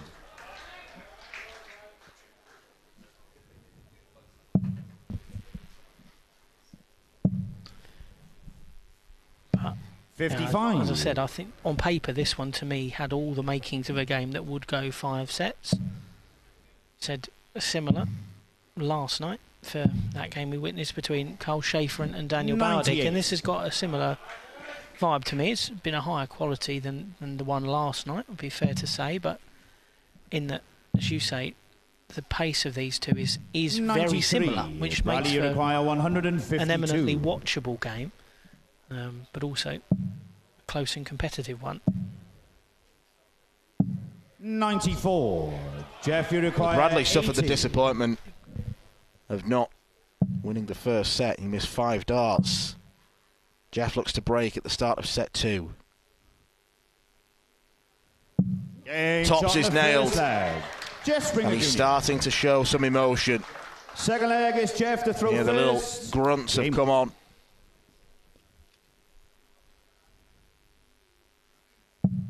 It's been much more of a true reflection of Jeff's game than it was last year. I think it would be fair to say his average was down in the mid-70s last year when he was beaten by Aaron Turner. 60. But this year some 10 points up on that, and yeah, this is sort of consistent to the level we've seen and come to know of Jeff.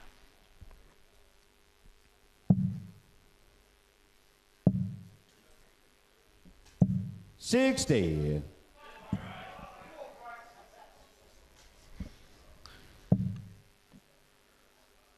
I have to say, it is a rather jazzy shirt that Bradley Carr 134. wears. Feels like one of those optical illusions that every time I look at it, I'm trying to work out what it is that I'm supposed to be looking at. And then I think every time I look at it, I think I see something else. One of those children's mazes you get in like Harvester restaurants or something. 85. Exactly. Where are the crayons? Yeah, absolutely.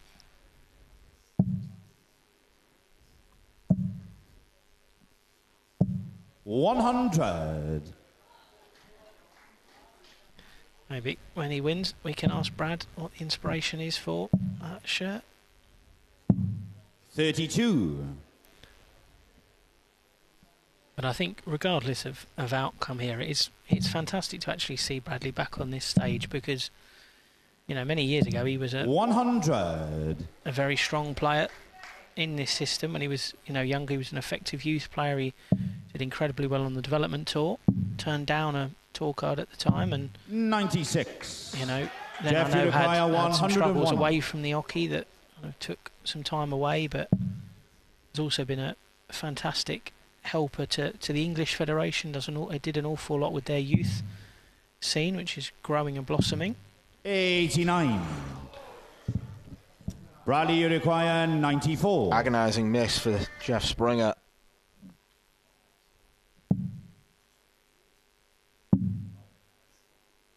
Two double 19s. 56. Only finds one of them. Jeff, you require 12.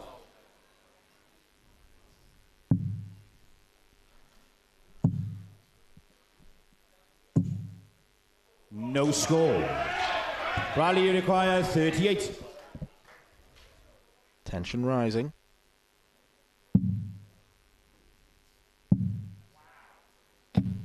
$22. A very audible wow from Bradley on the stage. Jeff, there. you require 12. I don't blame him. Second attempt at double 19 was not his best work. Yeah, we were all thinking it.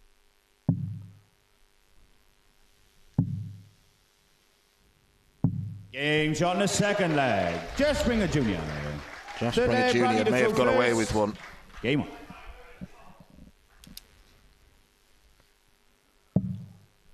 All of Bradley's misses so far have been clustered at very bad times. 57.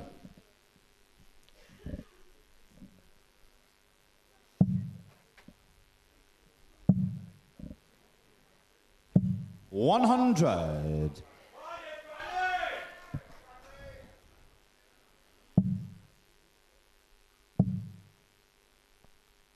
$97.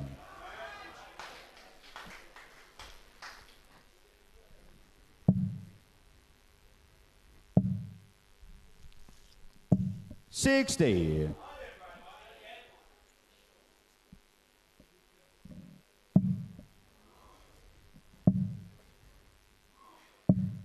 66.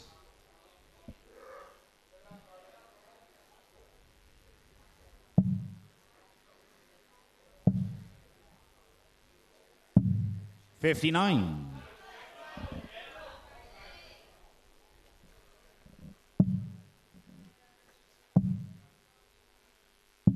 99.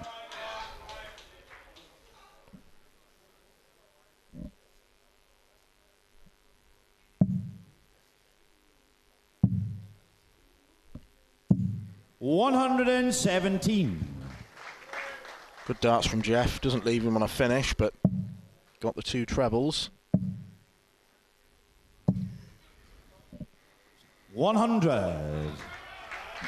Steady from Bradley, but that 82 will have to go, because if it doesn't, 95. Jeff's going to be well positioned. Bradley, you require 82 to wrap this set up. 17. Double top. Huge moment in 42. this game. Jeff, you require 70. Never looked confident in that dart, Bradley. The head shake was almost there as soon as he'd thrown it. Tops for the second set. 30. Bradley, you require 40.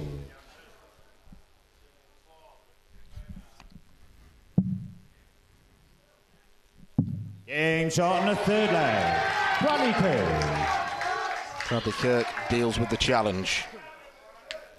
Fourth leg is Jeff to throw first. Well, he thought he'd broken the throw and instantly realised the error of his ways.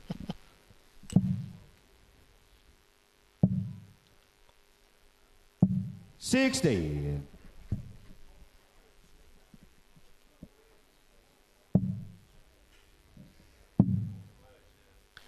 But I mentioned Bradley's role in helping England's youth set up. He played a real key role in driving that forward, and of course we'll see England's youth players very well represented in this year's tournaments. 2 representative in the girls, Paige and 98. Paige Pauling and Ruby Gray.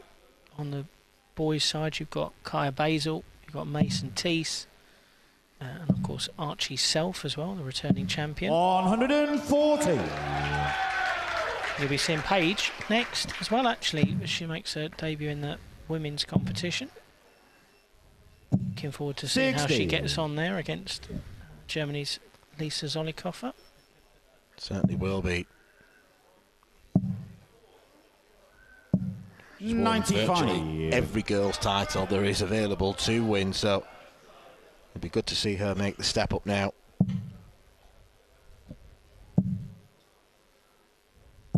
$100. I think it's the key to unlocking even more from Paige's game, making that step up.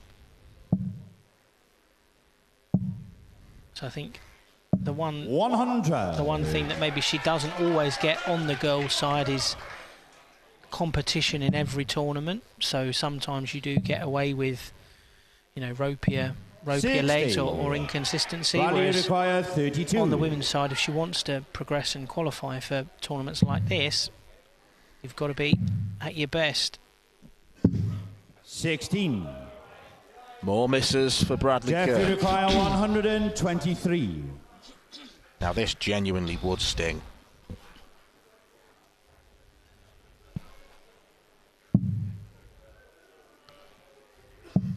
Shots off. 28. Bradley, you require 16. And it's a far from useful setup. Double 8 for Bradley Kirk. Game shot in the fourth. 5th time of asking, he does it. Now he'll be throwing to take the second set. First. Game.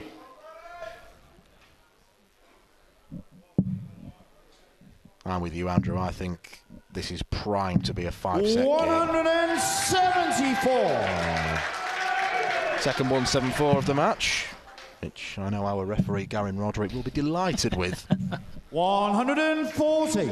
By my count, Garen 2, Lee and Christian have 1 each, and Marco's still waiting for his first. 81. Slight snatch on that last start from Bradley there. You saw the arm trailing across. 85.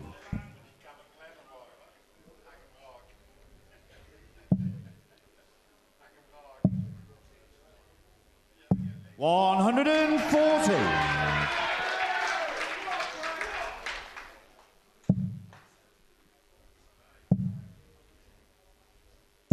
$140. Bradley, you require 106. Both finding the big scores in this leg.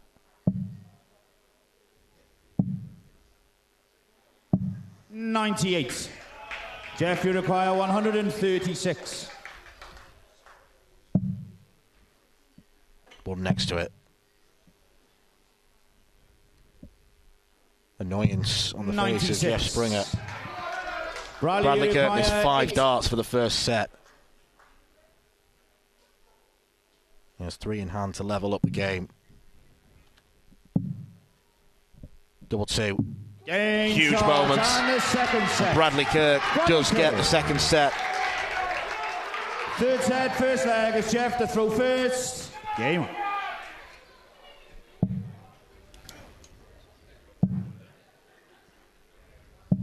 $43. Not only does it feel like this game will go 3 sets to 2, it feels like each set will go 3 legs to 2, one way or the other. $80. Yeah, there really hasn't been much in it so far between these two. 100.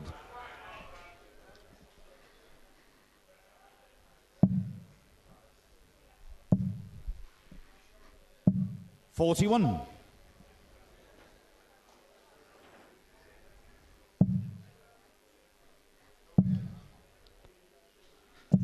$100.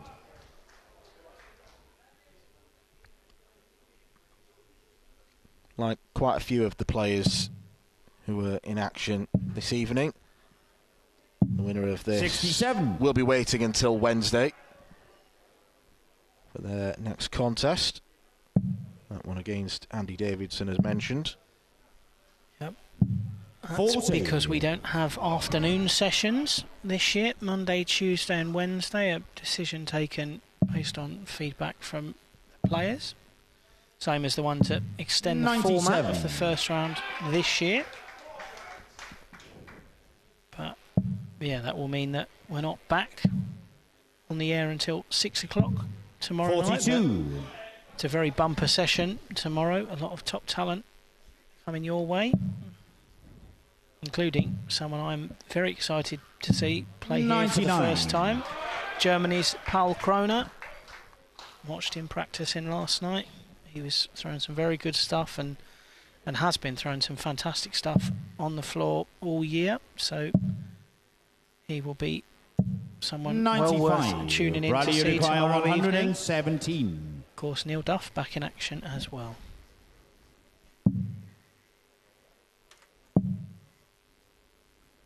Double 19. 98. Jeff, you require 81. Not the conventional route for that checkout. No, but that treble 20 nestled so nicely for Brad. 56.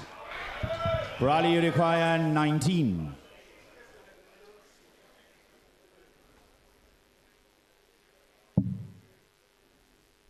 Double 1. 17. Jeff, you require 25. Perhaps overly cautious on the big 3. Made it a lot harder for himself. Game shot and the first leg. Jeff Springer Bradley Jr. Kirk made a right mess Second of leg, that. Bradley to throw first. Game on.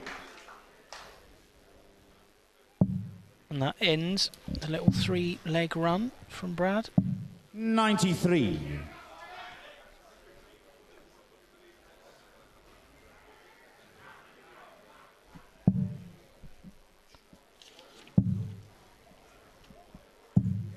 $39.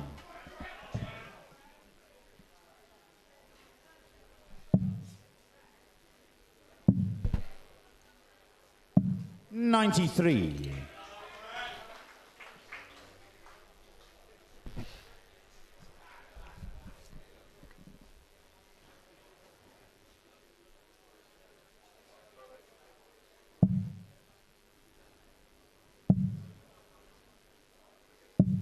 55.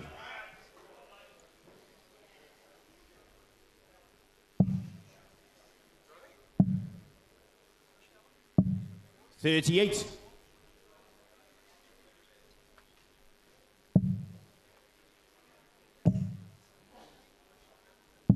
137.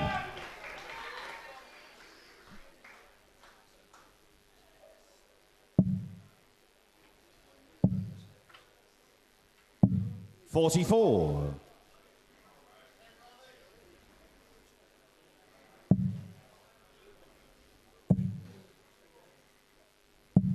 81. Needed to stay straight. Leave the big fish.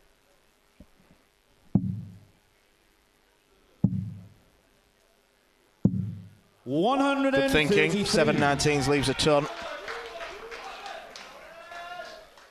What players do these days, they plan ahead with their shots.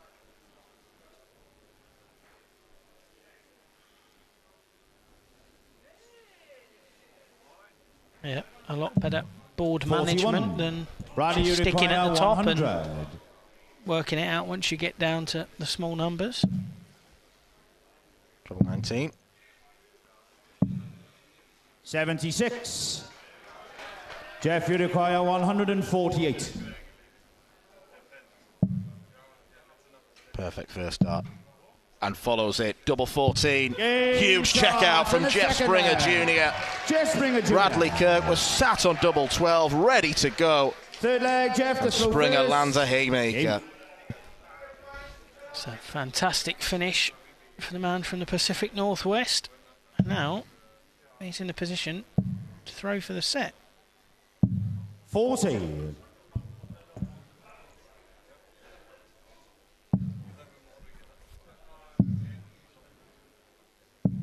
57. This is where he's found himself in the last set. Jeff, 2 legs up, looking comfortable, and then Brad turned it around on him. He'll be wanting to shut the door firmly this time. Re-establish that lead. 95.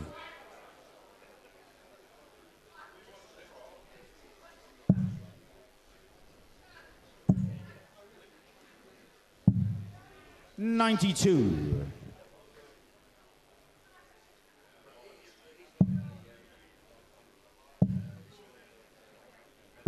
60.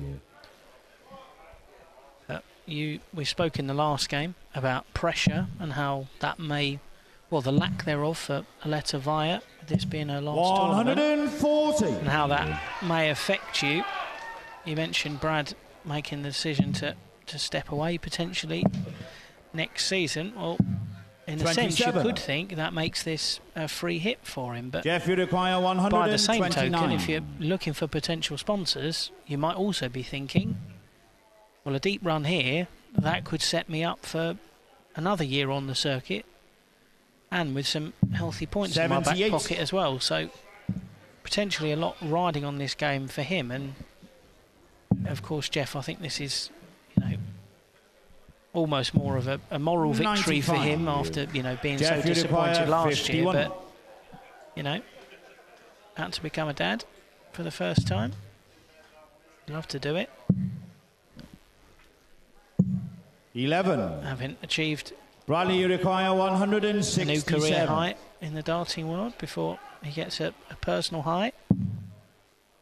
Well, this had dwarfed the 148 for Jeff Springer, but he couldn't find the treble 20. Jeff, you require 40. Jeff looking for the third set to go 2-1 up. He's already missed tops 3 times. Make that 4. Double 10. Game shot. Jeff Springer takes it. Jeff Springer Jr. Sigh of relief. 4 set, first leg. It's Bradley to throw first. Game on.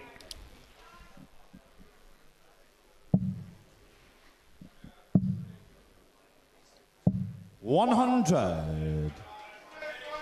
Thing is, if Brad does go out, obviously having announced that he's planning to step away from darts, there'll be that lingering sense of disappointment, and he'll probably want to return to darts quicker than expected if 58. He does lose in the first round at least. Yeah. I know that was the position Scott Mitchell found himself in many years ago, and he'd been here 4 times, lost in his first game 4 times, and essentially was, you know, belligerent, determined to come back here and win a game. And the first year he came here and won a game was the year he won all of his games and went all the way to that world title in 2015. But you are right, there is going to be that nagging, I just want to get that win, particularly being a local boy as well. You know, Brad's from the Southampton area. 140. Been in and around the Hampshire setup for many years, so, you know, not that that means more than it would to anyone else, but 100. You know, being able to say you've won a game on this stage for someone who loves darts as much as he does and been involved in it for the length of time that he has. Of course, he's only 31, Brad, so he's not an old man by any means. But Bradley, you require 160. You know, would mean a lot. Well, you can never say never, right? 45. Jeff, you require 160. Can Springer make a bigger dent in 160 than Kirk? He could. Game and he does. 148 in the last set, 160 here. And these huge finishes are propelling Jeff Springer towards round 2.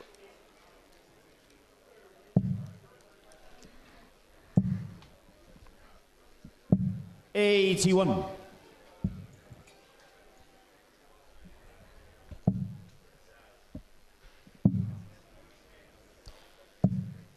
Well, we said this had all the makings of a potential 5-setter, but unless Bradley's able to find something drastic, 100. The Stinger is running away with this one.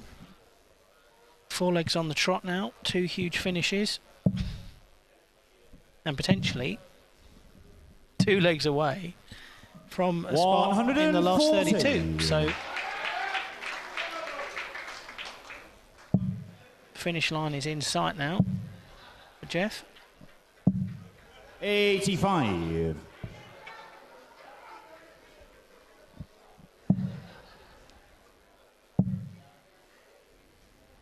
$121.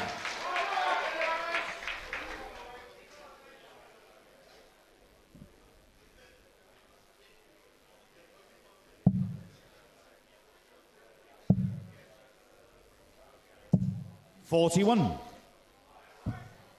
Frustrating visit that for Jeff. Not able to leave himself a finish, so Brad's going to have 6 at this 200. 100. That's half of it down.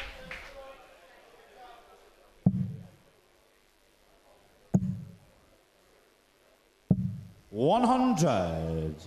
Bradley, you require 100. To break back.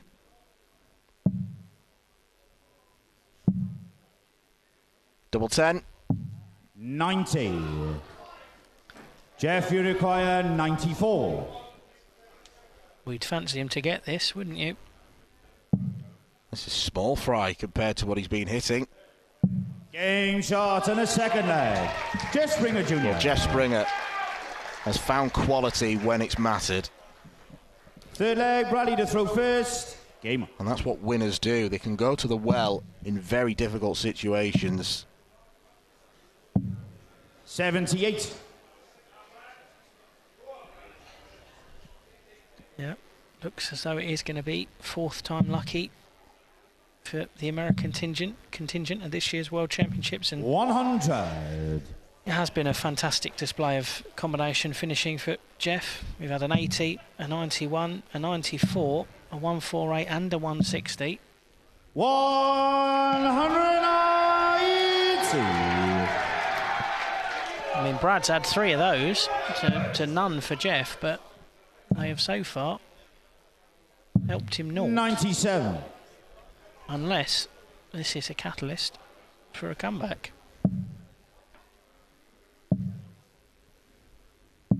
99.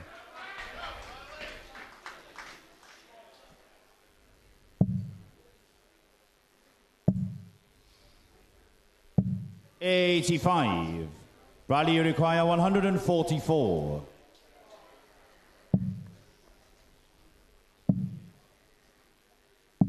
92. Bradley's going to fight tooth and nail. 180. Bradley, you require 52. That's Jeff Springer's first 180 of the match.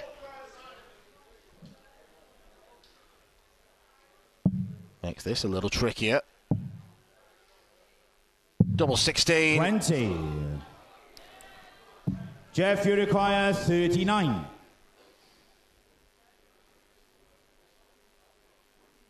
This win would mean so much to Jeff Springer Jr. Game. He can celebrate the fact he is a Lakeside stage winner. Jeff Springer Jr. rattling off 6 legs in a row. The big combination finishing was absolutely sensational. It ultimately downed Bradley Kirk, who couldn't get close enough often enough. 148, 160 and 94. And Jeff Springer heads through to round 2. Ladies and gentlemen, please show your appreciation to Bradley Kirk.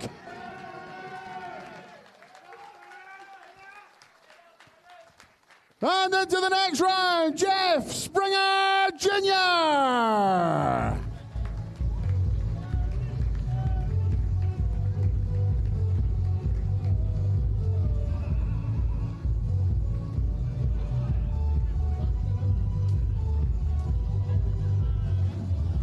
Once again, ladies and gentlemen, a very quick 5-minute break. 5 minutes time, we will return with our next match from the women's competition. The 47th annual Winmore Fleetwood Memorial Las Vegas Open runs from 16th to 18th of January. Sign up for a chance at Open Women's 2026 WDF World Championship spots. The Romanian Darts Festival is 23rd to 25th of January. Register by Wednesday the 23rd of January to join one of the WDF British darting festivals in historic Bucharest. The Toto Dutch Open Darts is 5th to 8th of February. Registered by 15th of January. With 2026 WDF World Championship places on offer, it's the world's largest darts party. Don't miss it. The Irish Open, Irish Classic and Killarney Open take place in November 2026. The WDF's second biggest festival offers more chances for 2027 World Championships qualification. For more details on each tournament, visit the link in the description. Special thanks to sponsors and partners Target, Luke 1977, Master Cooler and broadcast partner S4C.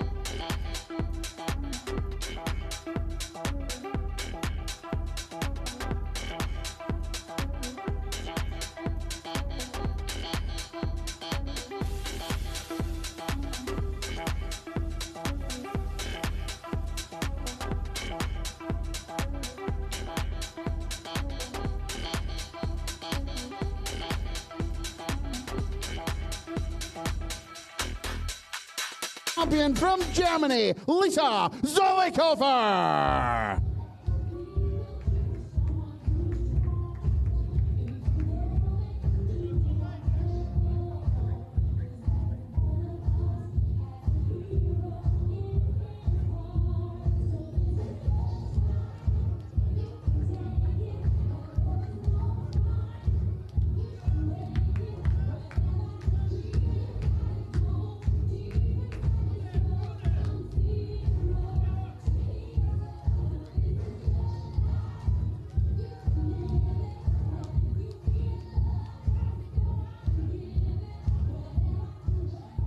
Her opponent is the winner of 3 world ranking titles this year, the reigning British Open, Irish Classic, and Girls WDF Lakeside World Champion from England, Paige Pauling.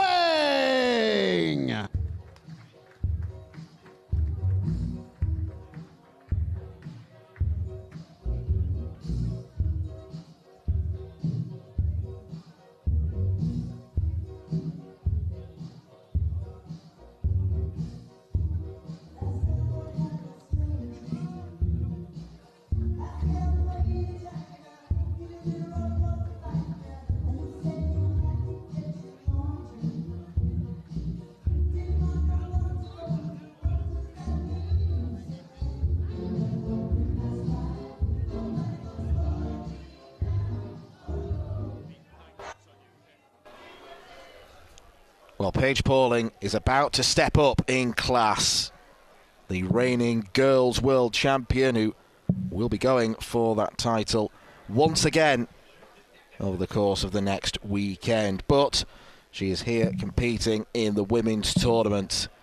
If we sat here and listed all the trophies she'd won in the girls category, we would still be here by the time Lakeside comes around next year. She has been the truly dominant force among her age group, and now it's time to see how she competes with the more experienced women. Paige Pauling is such an exciting talent. She's widely regarded as potentially the next Bo Greaves in terms of what she can win in the WDF system. Whether or not she'll ever go on and be as good as Bo, who knows? But for now, the future is really bright. She's looking to emulate what her great pal Sophie McKinley did last year. She made history by reaching the final of both the girls and women's tournaments. Game on. And ironically, if she does win this, that's who she'll face. But Lisa Zollikofer of Germany is looking to prove that there are 2 players in this game and that she can certainly compete. And the one crumb of comfort she's got, Alex Moss, is that in their sole head-to-head meeting, Lisa 58. won. So she knows she's got the capability of beating Paige. Yeah, that is something that she can cling on to. As we've often seen, you mentioned Bo Greaves, the head-to-head record that she's 100. got against pretty much any female player on the planet is a very strong one. When you get that aura against all the other players, it can be tough to beat them, especially 29. on a stage like this at Lakeside. It's good to see Paige in the women's field this year. After winning that girls' world title here at Lakeside last year, one of the things she said 13 in her post-match interviews was, I'm going to try my hardest to get back here next year in the women's event. She's done that, topping the UK and Ireland 95. regional rankings, winning 3 titles this year. She's done it with plenty to spare.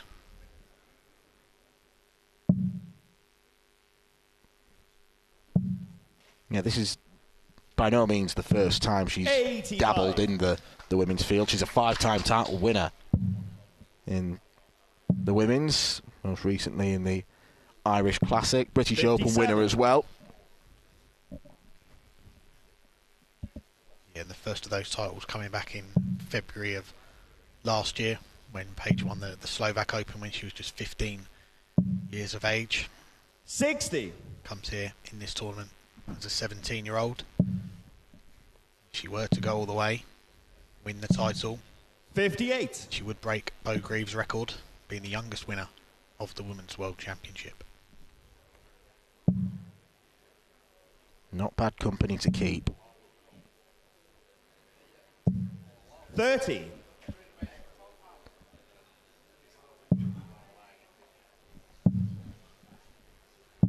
96. You do, of course, have to be careful not to pile the pressure on her too much, but she just seems unruffleable, like a typical teenager. 100. Very chilled out personality. 52. Lisa, you require 87. Very calm persona on the oki. Lisa Zolikova.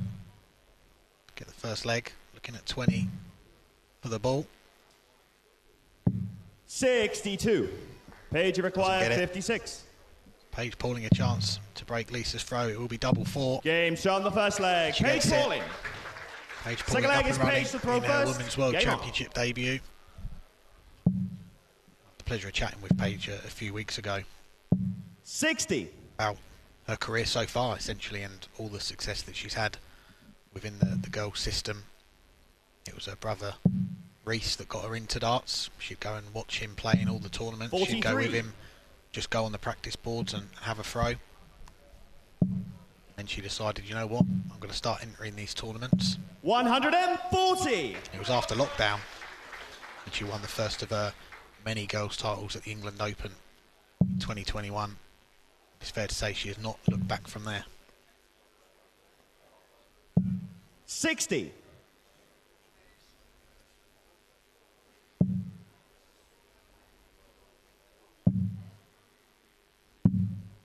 58.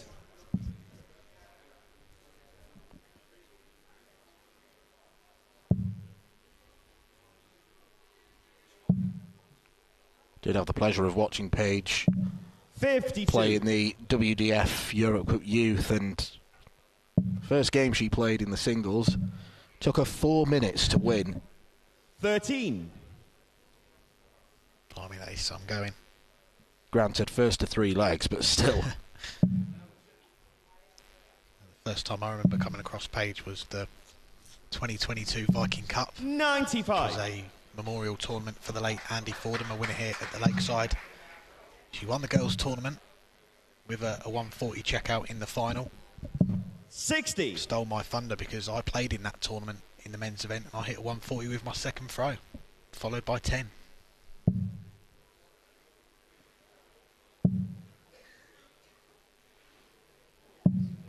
$28. Paige, you require Did they rename it the Alex Ross Memorial? One day we'll get that. 44.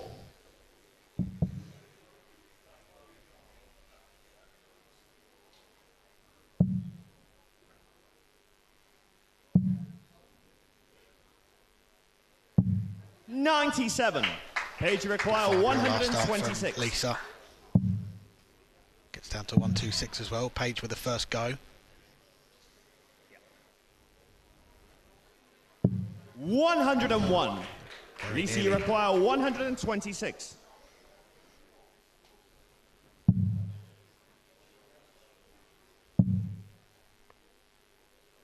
Same outcome. 89. Lisa's missed a couple Paige, of darts at bullseye now. Double 4. 17. Lisa, you require 37. Well, this will be the first chance Lisa gets at the outer ring. Providing she leaves a double. And that double will be double 8. 21. Paige, you require 8. It's in the first leg.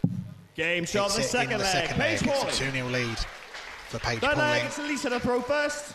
Survived a little bit of a Game scare on. there.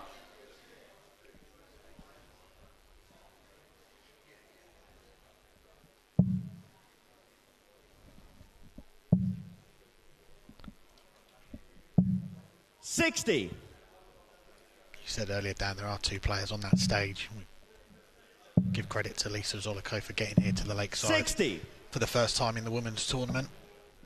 Picked up her second ranking title back in August at the Antwerp Open, beating Mean Derson in the final. 85. We saw pick up a win on her debut earlier today in the women's event. Really good to be able to study the body language of both players. 58.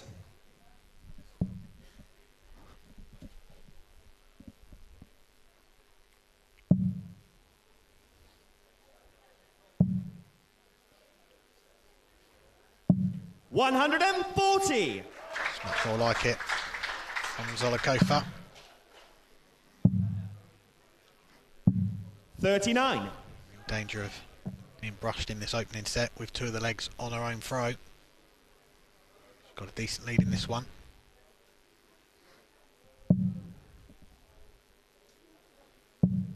$45.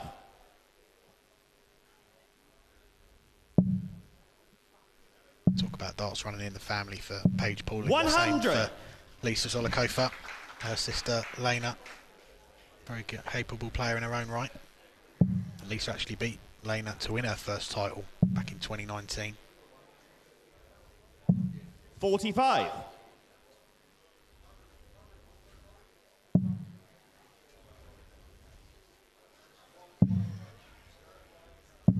$134. Lisa, you require 126. She's had a go at this already, as has Paige. Sadly, no attempt at the ball this 58. time. Paige, you require 110.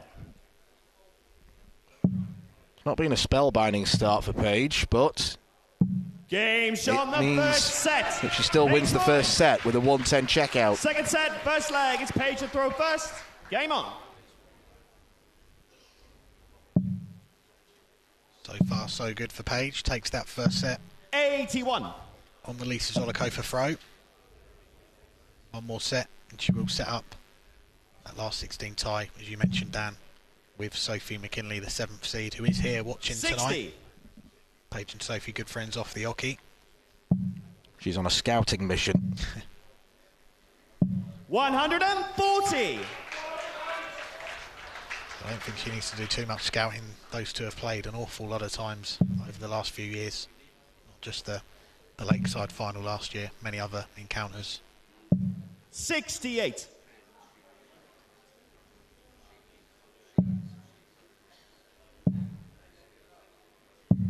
$118.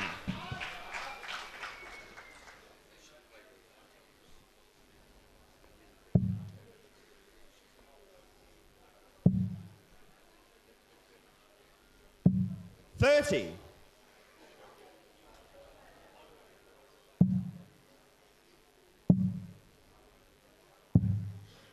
$94.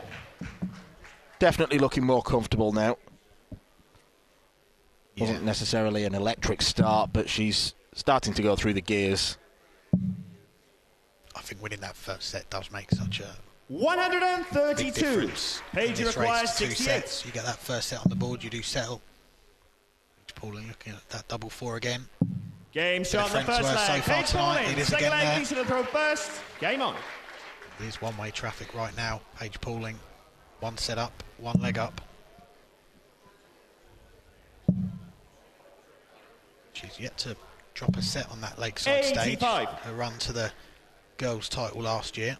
A 2-0 win in the semi-finals. She wrapped up with a 157 checkout. 57. She loves the ton plus checkouts to win matches. And the final beating Sophie McKinley in straight sets as well.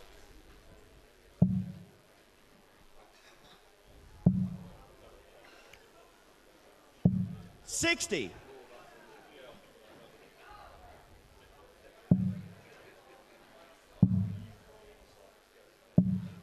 $59.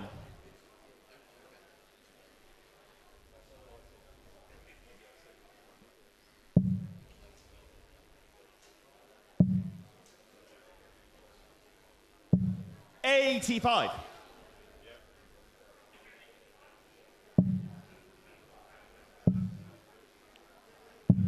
$99.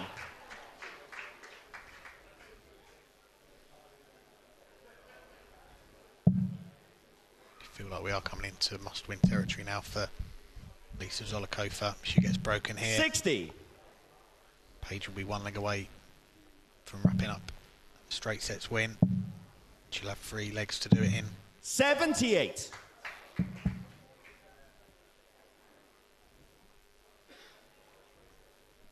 virtually neck and neck after 12 darts. That is not what Lisa Zollikofer wanted. 66. Okay, it's a good rescue, but opportunities have been rare enough without her making errors like that. 43. Lisa, you require 145. You can see in the background. Bit of frustration. She's not on a lower finish than this. 40.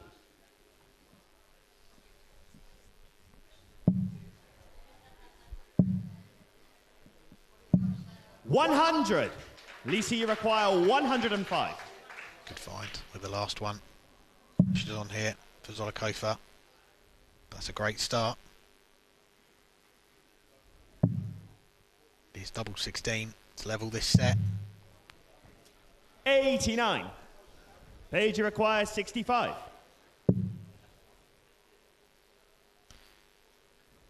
Well, that's compromised it. She'll have to go 14 and bull. Doesn't even get the big number. 18. Lisa, you require 16. One to forget. This to level the set, double 8. Edging closer. No score. Close enough. Paige, you require 47.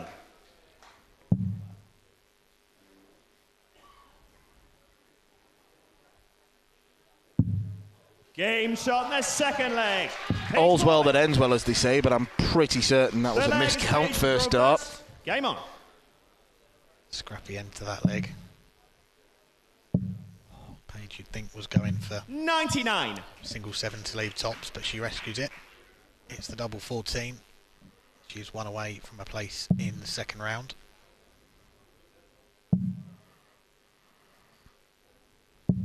$41. This Women's World Championship. Trina Gulliver holds the record with 10 world titles. Lisa has got a win against the Golden Girl back at the World Masters in 2019. She knows what it takes to beat 100. The top players. Had a great run at the Dutch Open this year as well, getting to the quarterfinals, which even in the ladies' field, okay, it's not thousands and thousands of players, but you are looking at a field of about 350, 400, so that takes some doing as well.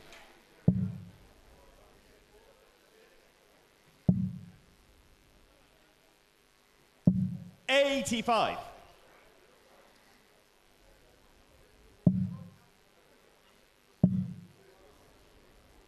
100. Pulling down to a finish. Can she wrap things up with another ton plus finish? She did that to win her Girls World Championship debut last year. What 45. about the 138? Paige, you require 138. Not to be.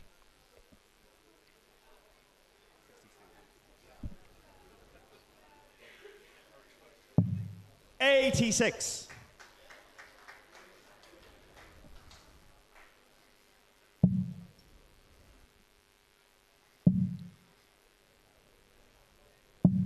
140. Paige, you require 52.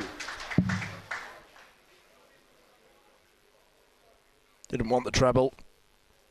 Paige Pauling definitely prefers tops. 16 left.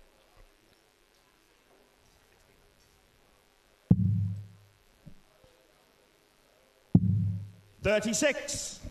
Lisa, you require 90. 2 missed match starts for Paige Pauling. This to keep her World Championship alive. Needed at least a single 20 to have a shot at the ball. 78. Paige, you require 16. Lisa Zollikofer's World Championship debut looks like it's going to be brief. No score. Well, Lisa, you require 12.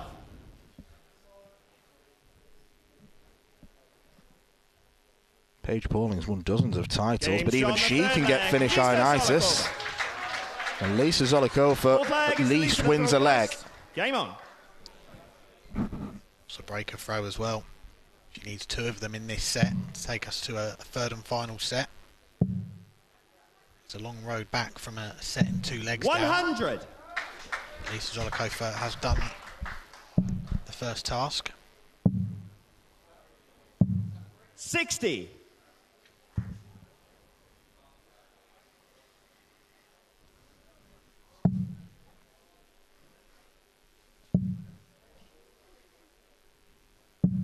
$85. A reminder that coming up next, in case you needed any reminding, we have got 40. Mitchell Lawrie, 15 years of age, making his Open World Championship debut against Tomoya Maruyama of Japan. A lot of hype surrounding Mitchell. 100. So given what he's done this year, he's going to be the youngest player to play in the Open World Championship. Thousands 96. of sets of eyes will be on that one.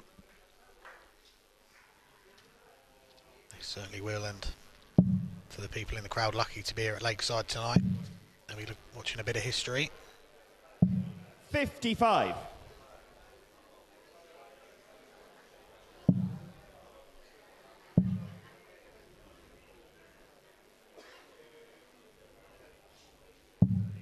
$93. Lisa, you require 161. Zollikofer's come back into this set. Got time on her side on this 161. 85. There's a much needed treble with the last dart. All Pauling can do is try and leave this handy. First dart was spot 62. on. Lisa, you require 76. Second darts were spot off. Yes. This to take us to a 5th and final leg in the set. Tops. 56. Paige, you require 150. She's capable of shots like this. The 150 won't go.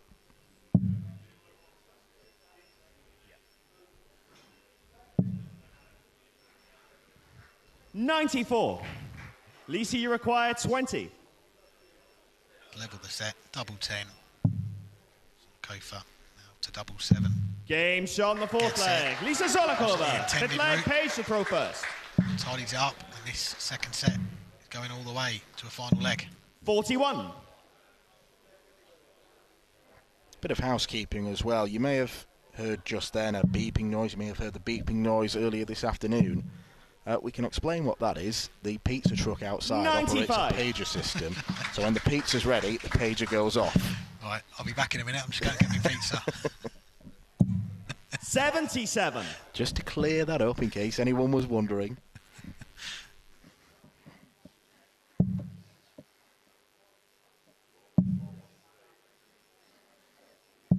$100.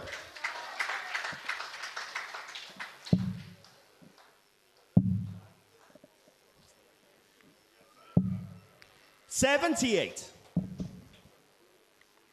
From being a set up and 2 legs up, Paige Pauling all of a sudden become embroiled in a real battle on that Lakeside stage.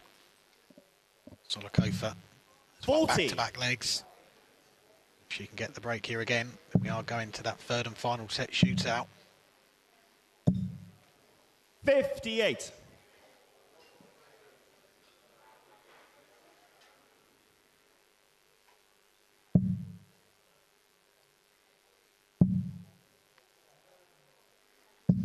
$100.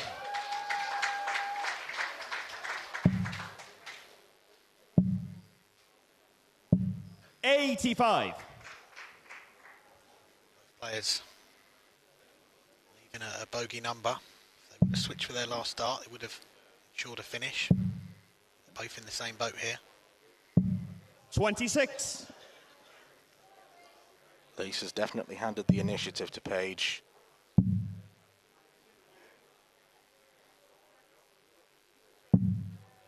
$48.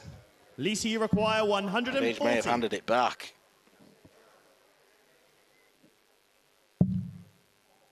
40's not going to go. 100. Paige, you require 140. Handily placed. Paige Pauling, this has to go.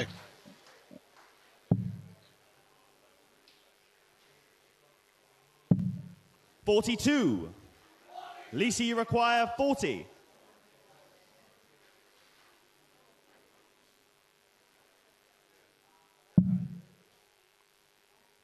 Double 10. No score. Paige requires 72. 72 points left for Paige Pauling to win her first Women's World Championship game. And she misses it by quite a way. Here's another match start. Over to 10s. One dart left to take us all the way. 20. Can't take it. Paige require 40. Double top. Game shot. And the Well, it's not the greatest Paige display Pauling. we've ever seen from Paige Pauling, but it was adequate, and it gets her through to the second round of the Women's World Championship at Lakeside, where she'll face her great mate, the runner-up from last year, Sophie McKinley. It took her a few goes to get over the winning line, but she wins by 2-0. Ladies and gentlemen, please show your appreciation to Lisa Zollikofer.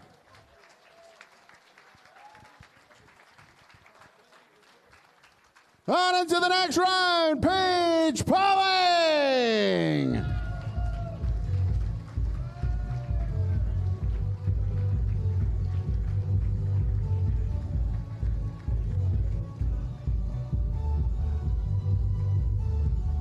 Once again, ladies and gentlemen, a quick 5-minute break. 5 minutes, and we will return with our next match from the Open competition as Scotland's Mitchell Lawrie takes on Japan's Tomoya Maruyama.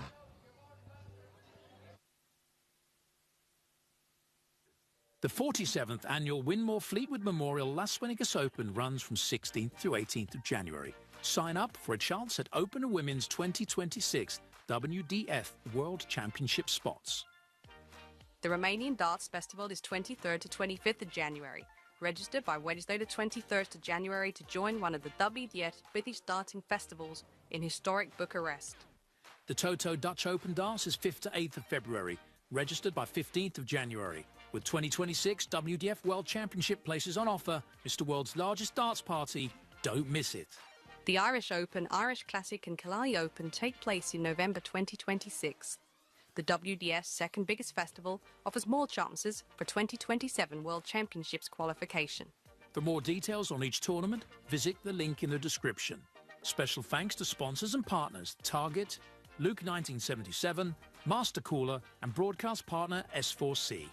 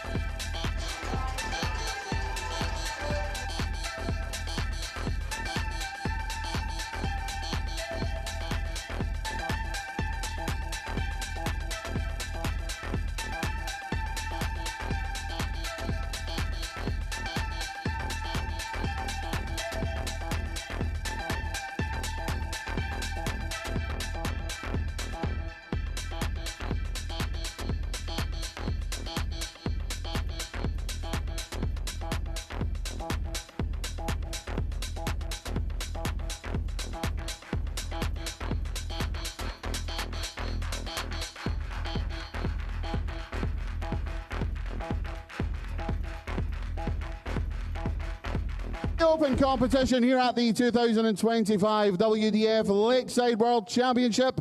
And we welcome to the stage, first of all, last year's Bud Brick Memorial Champion, the reigning Japan Open Champion, Tomoya Maruyama.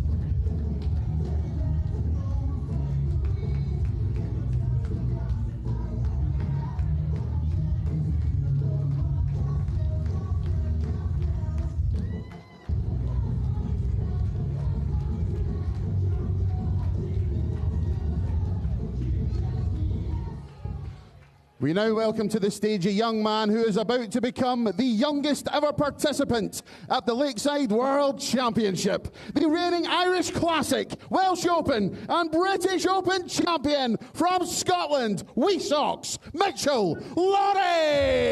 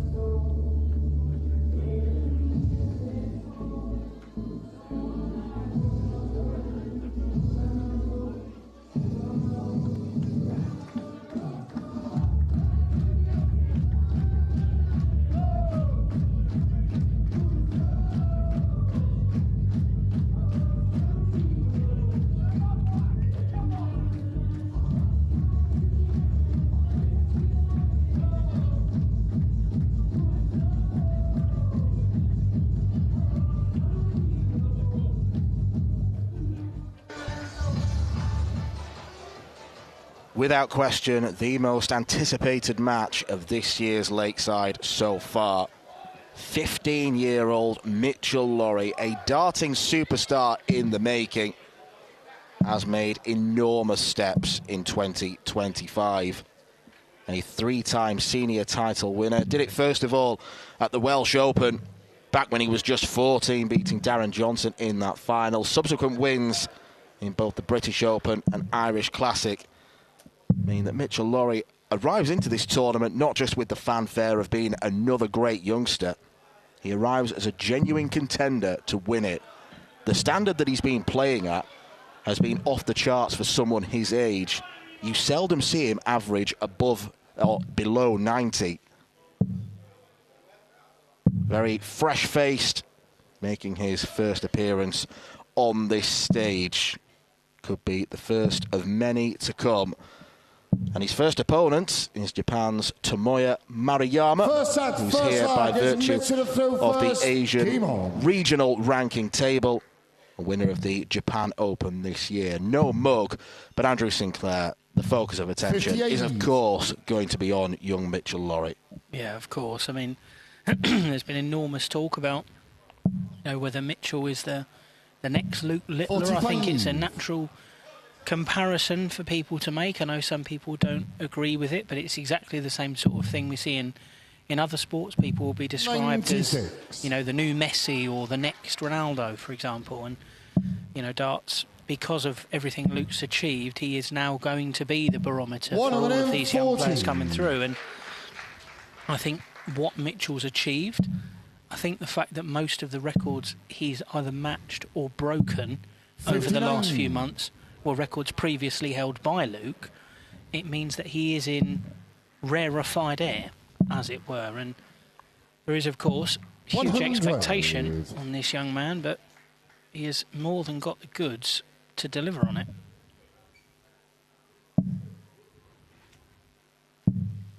.93.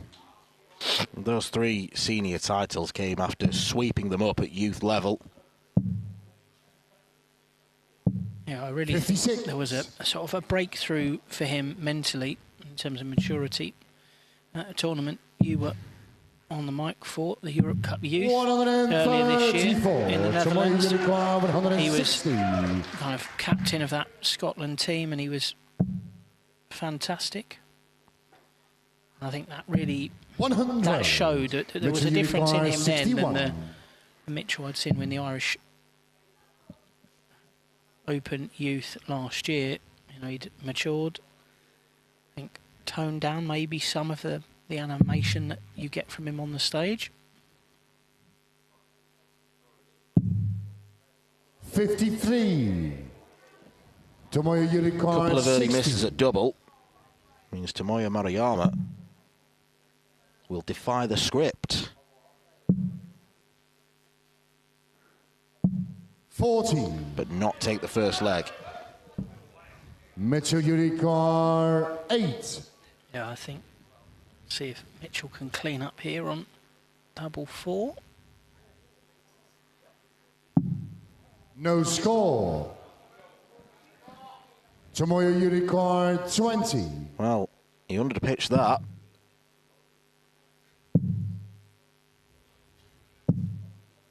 No score. Mitchell Jiri 8.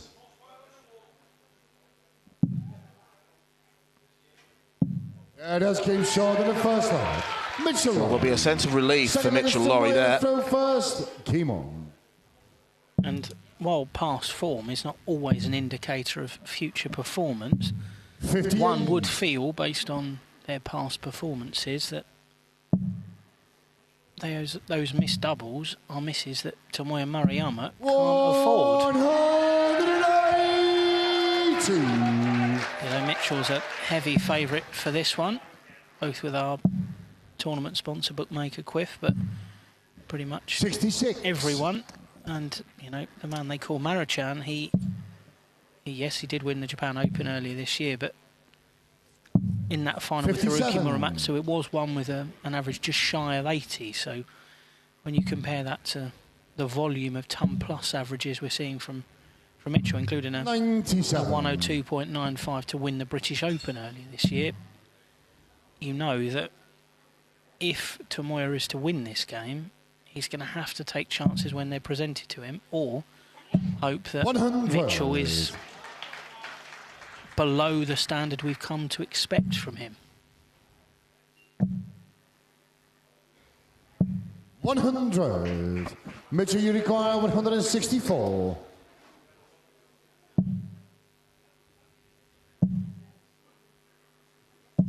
$100.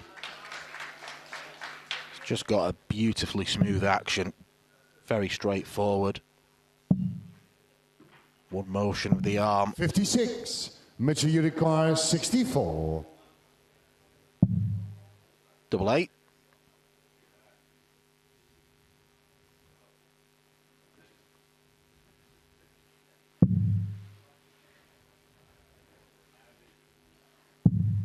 $56.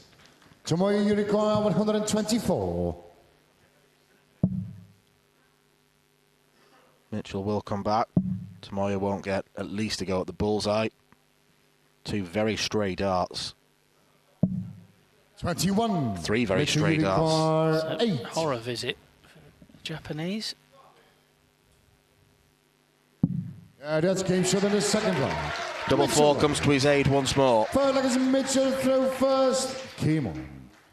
Not the fireworks we maybe expected, but Mitchell Lawrie ultimately won't care as long as he gets the win. 97. Yep, let's pick up that win and move ahead to the next round and a meeting potentially, well, not potentially, it would be 46. a meeting with the second seed, JB, Jason Brandon, who is someone going from strength to strength himself. It was a run to the quarterfinals of the World 93. Masters last year, and then he got to the semi-finals of this World Championship, beaten 5-0 in those semis by Paul Lim, and you know, 140. he's since gone on to achieve more success in North America, do well in both WDF and CDC competitions over there, and improved on that previous best, got to the semi-finals in Hungary just over a month ago at the World Masters.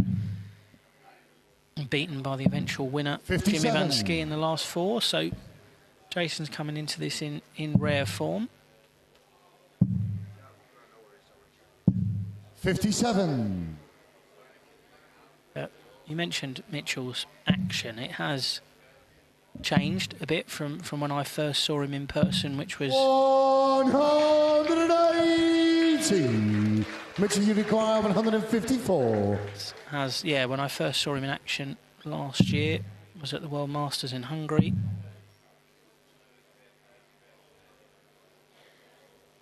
$154 for the first set. 134. Tomoya, you require 78.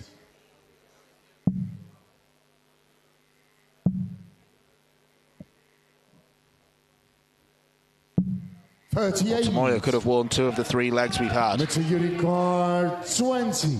Instead, he's staring down the barrel of a first set defeat. Clean sweep maybe for Mitchell Lawrie. 5-5. Yeah, just came short in the first set. Mitchell Lawrie. So that should enable him to settle down. It's Tomoya to throw first. Came on.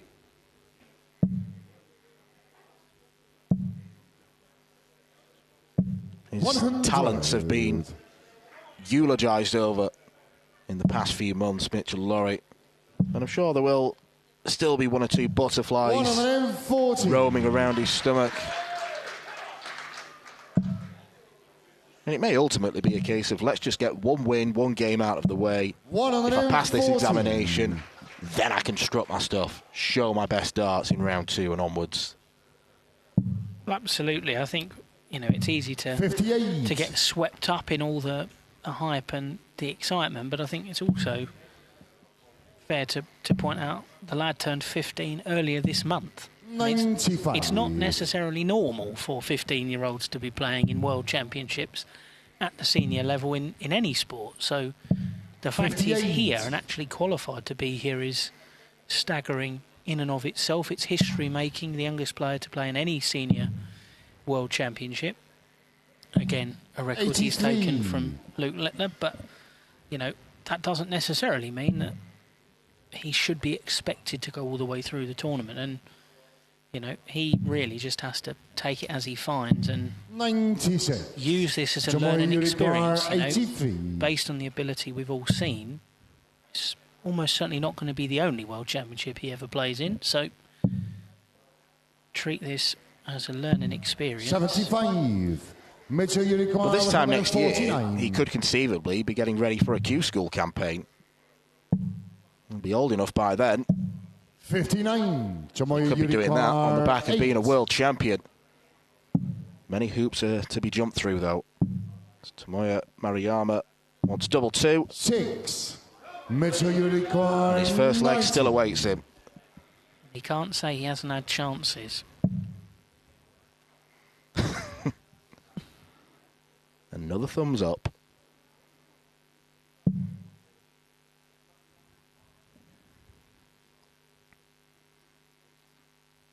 Bullseye. 59. Tomoya, you require 2.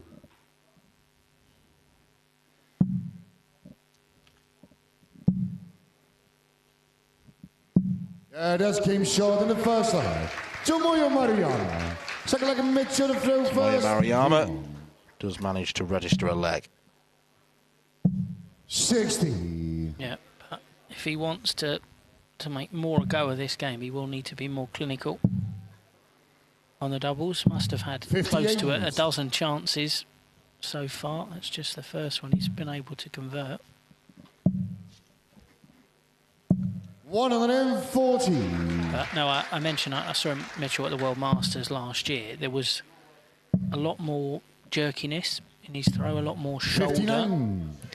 in it, but I think there was also a lot more emotion. I know he didn't take too kindly to going out of the Youth World Championship qualifier last year, and there was a lot more animation when he was playing floor games in terms of suppose you might call it the Gerwin Price effect in terms of the big roars and so on. 161. He has very much toned that down now and has matured in front of our eyes. 136.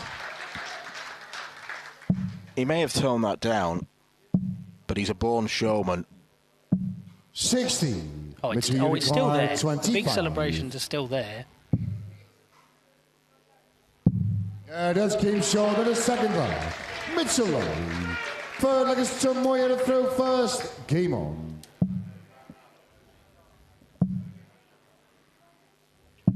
$97.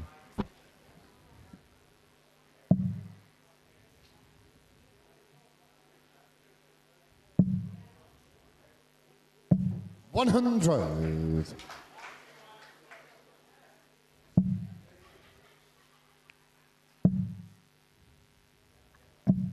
$140. But after that run at the Europe Cup Youth, the floodgates really did open for Mitchell. There was youth title in Belgium. He won the British Open Youth. He won the Welsh Open Youth. You know, was travelling down to England to play in some of the England Youth Grand Prix events as well. Didn't actually win one of them, which I suppose is a testament to the quality of players that England Youth are producing, but won those titles. And of course, the ones that grabbed the attention were those 3 senior titles, the Welsh, the British and the Irish Classic. I mean, you were commentating on that win in the Welsh Open, and I think the thing that sticks with me is Darren Johnson's post-match interview, where he basically said, simply put, younger, fitter and better, I think were the 3 words that Darren Johnson used. 60. Just outstanding. Tomoya you require 145. If people want an insight into how good these youngsters are, in the quarter-finals of the British Open, 14-year-old Mitchell Lawrie beat 11-year-old Owen Bryceland, which is quite frankly absurd.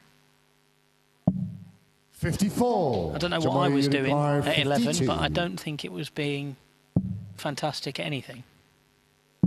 That's game short in the third leg. Tomoya Maruyama. 4 legs Mitchell to throw first. Game on. Well, Tomoya Maruyama is determined to prove that Mitchell Lawrie is not going to have everything his own way. Two successful holes to throw. 45. The man from Ishikawa, Japan.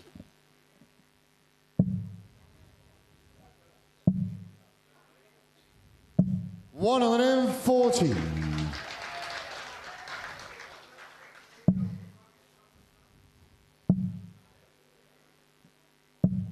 $100.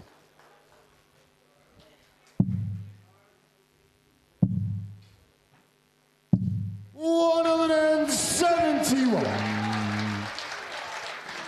It's going through the gears now, Mitchell. 100. Mitchell, you require 94. Treble 18. Well, no treble. 54. But no sweat. Leaves tops.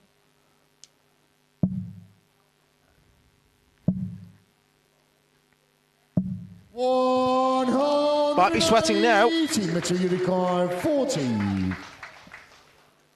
That's came short in the fourth leg. Mitchell Lawrie. 5th leg is Tomoya to throw first. Game on. Calmness under pressure.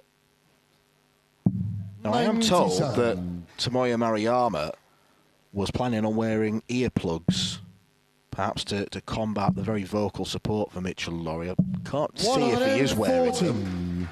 No. If he is, they must be the clear ones. Yeah.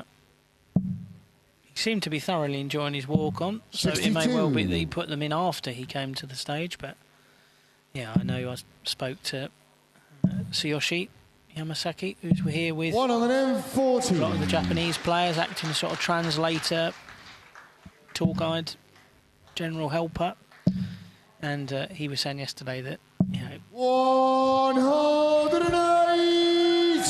Tomoya was under no misapprehensions as to the challenge that was in front of him.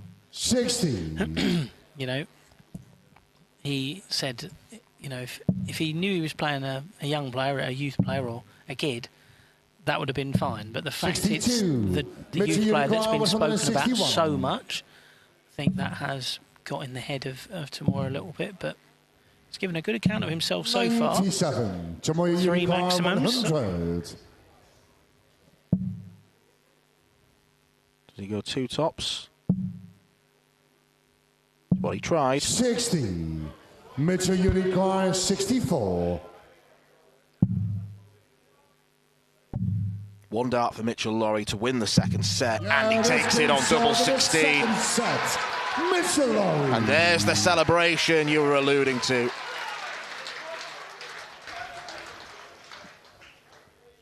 It's the fist bump from Tomoya. Is Mitchell to throw first. Game on. Well, he will have been so disappointed, Maruyama, not to get 1 dart at double for the set. 58. After a few ropey moments early on, Lawrie is definitely outgunning 85. Maruyama.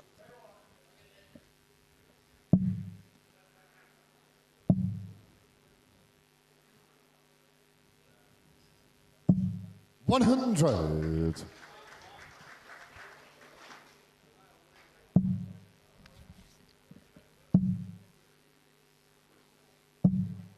$45.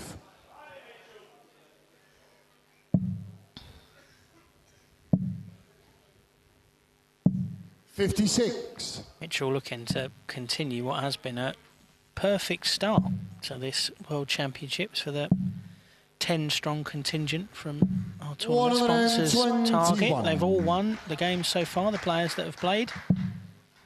Guru Suzuki, James Beaton, the reigning world champion Shane McGuirk, who you'll see in the final game of tonight against Stefan Schroder. Of course, earlier this evening saw wins for Jenson Walker and Paige Pauling as well. So, been a fantastic run from their players, and Mitchell looking to become the latest to join them. 83. Tomoya Yurikawa 155. Look at the disappointment etched on his face with a score of 83. 139. Mitchell Yurikawa 145. Treble 16. Double top.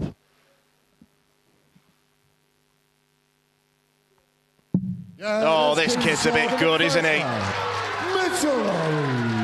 Tomoya Maruyama knows it. Second leg is Tomoya to throw first. Game on. He had a plan and executed it to perfection. 80. And he's also sharing out the love with the celebrations. The 64 to win the last set, he went all the way over to the left-hand side, and that 145, he went over to the right-hand side, and his friends and family. He's got quite a number of people here to support him. His grandparents are here, his family, manager. 100. Pairs partner of his is here as well in Neil Duff. Absolutely. Those two bonding over their love of Rangers, no doubt. 42. And he's always had the support of our MC as well, Anthony Dundas, from the same area. Anthony's spoken to me about this young man's talents for quite a long time now. So, yeah, I know he was particularly proud to be able to welcome him to the stage earlier on. 58.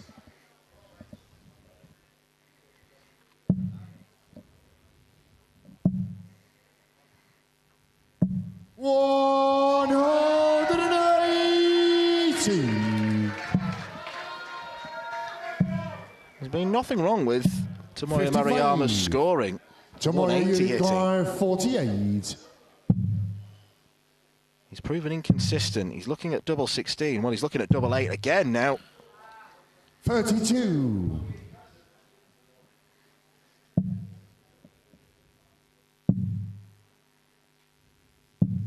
$58. It's very much a leg off Tomoya for Mitchell. 16.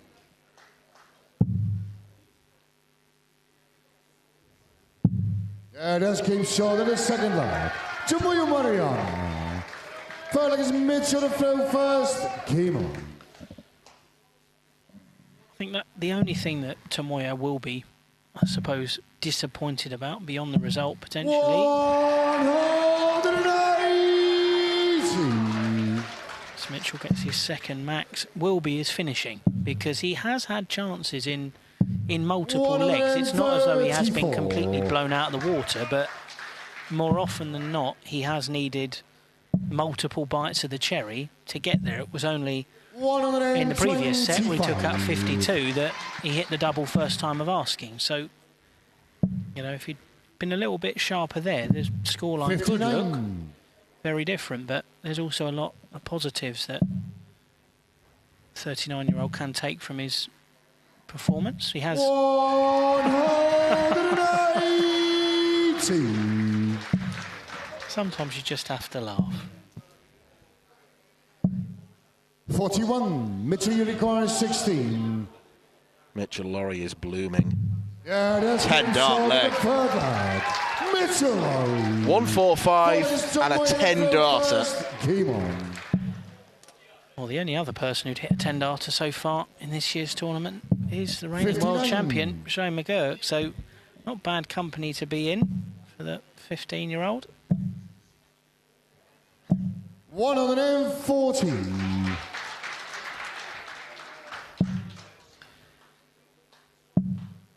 Tomoya's missed 14 darts at double, and he has had chances, but the problem is they've been clustered together. So, yes, he's had 17 darts at double, he's hit 3 of them. He's only had darts at double in 5 legs we've played. 58. So it's been an all-or-nothing performance.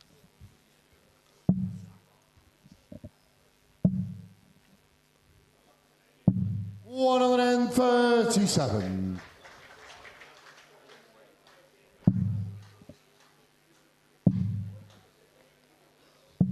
58.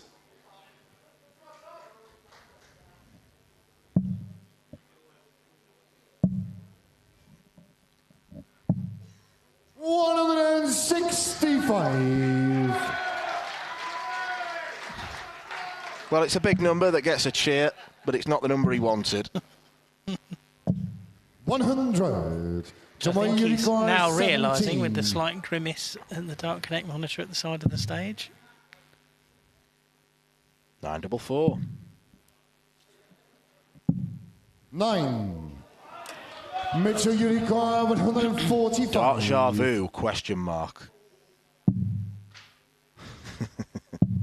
Oh, he wouldn't dare, would he?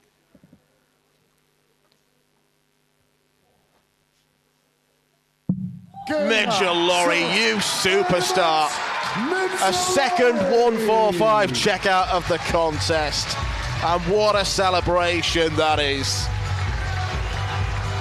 There's a reason why so many are talking about this kid's talent. It's because he has it in abundance.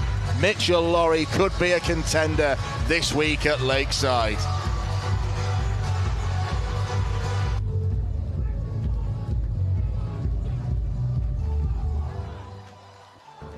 Ladies and gentlemen, let's hear it for Tomoya Maruyama.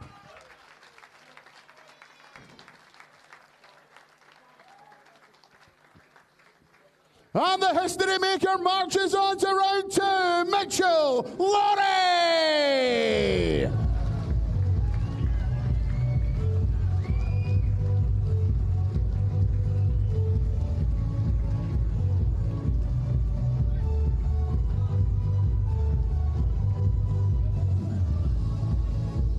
Well, ladies and gentlemen, once again, we will take another 5-minute break. 5 minutes' time, we will be back with our final match of the evening. Thank you. The 47th annual Winmore Fleetwood Memorial Las Vegas Open runs from 16th to 18th of January. Sign up for a chance at Open Women's 2026 WDF World Championship spots. The Romanian Darts Festival is 23rd to 25th of January. Register by Wednesday the 23rd of January to join one of the WDF British darting festivals in historic Bucharest. The Toto Dutch Open Darts is 5th to 8th of February. Registered by 15th of January. With 2026 WDF World Championship places on offer, Mr. World's largest darts party. Don't miss it. The Irish Open, Irish Classic and Killarney Open take place in November 2026. The WDF's second biggest festival offers more chances for 2027 World Championships qualification. For more details on each tournament, visit the link in the description. Special thanks to sponsors and partners Target, Luke 1977, Master Cooler and broadcast partner S4C.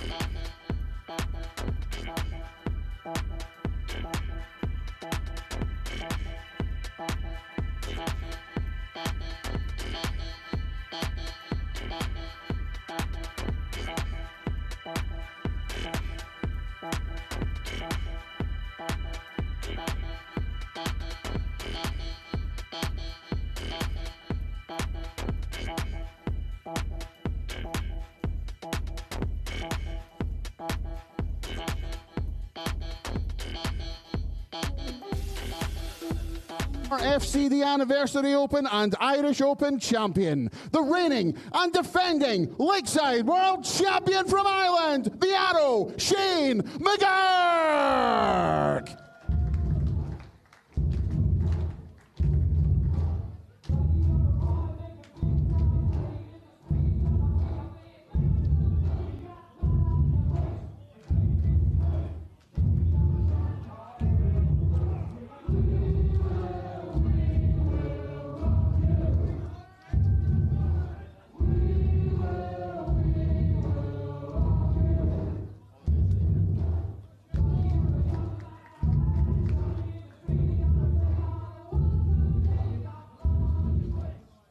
His opponent is the former Irish Classic and reigning Hungarian Masters champion, making his Lakeside debut from the Netherlands, the number 9 seed, Stefan Schroder.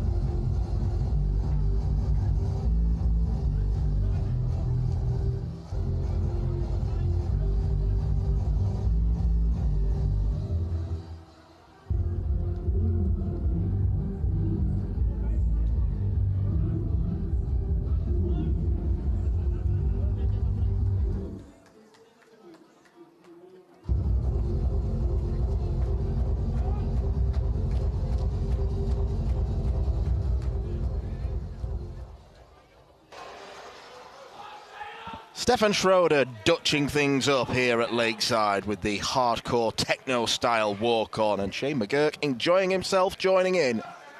It's not often the defending champion can go under the radar, but such are the talents of Mitchell Lawrie and Paige Pauling. We've not spoken much about the Arrow so far, but let's give him the due respect he deserved. He blitzed his way to the title last year, beating Paul Lim 6-3 in the final, so a lot of eyes were on him on the opening night. And while he played well, the stats suggest he was one of the strongest performers from what we've seen so far. He didn't necessarily have things all his own way against Petri Rasmus, who became only the second player after Lim to take a set off him on this stage. But Shane McGuirk has got that winning aura about him, and Stefan Schroder will do well to keep his eye on the Irishman. Stefan, who only a couple of months ago was definitely not guaranteed to be at Lakeside, but he won the gold-ranked Hungarian Masters, which took place in the same week as the World Masters. That golden ticket saw him get his way to Lakeside, and he vaulted up the rankings as well with all the points available, meaning he comes in as the number 9 seed in the top quarter of the draw, along with McGuirk and the number 1 seed Jimmy Van Schie. Alex Morse alongside me for the final match of this Super Sunday evening at the home of World Darts. McGuirk played well against Petri Rasmus, but because I think we've held him to slightly different standards, we maybe thought he didn't play as well as he could have, but he got the win, and now he can look to build on that. Yeah, I think that's a fair assessment. We've been talking about that match from Friday night, Shane McGuirk's first match in his title defence against Petri Rasmus, who gave him a stern examination, 96. winning the third set and almost taking that fourth set and sending us all the way to a final set decider. But some key moments 96. In that first round game. We saw Shane McGuirk go out in 10 darts against the throw, then 14 on throw to win the last 2 legs of that fourth set. That avoided that nervy final set, and it's got him into this showdown with Stefan Schroder in our last game tonight.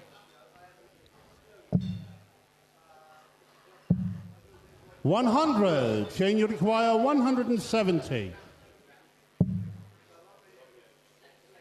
Well, we've seen an array of big finishes tonight, largely down to both Mitchell Lawrie and Jeff Springer Jr. Not going to see McGuirk add a 170 to the roster. 180. We're going to see him be put under significant pressure, though. 112. Level 18 for a dart at tops for the opening leg.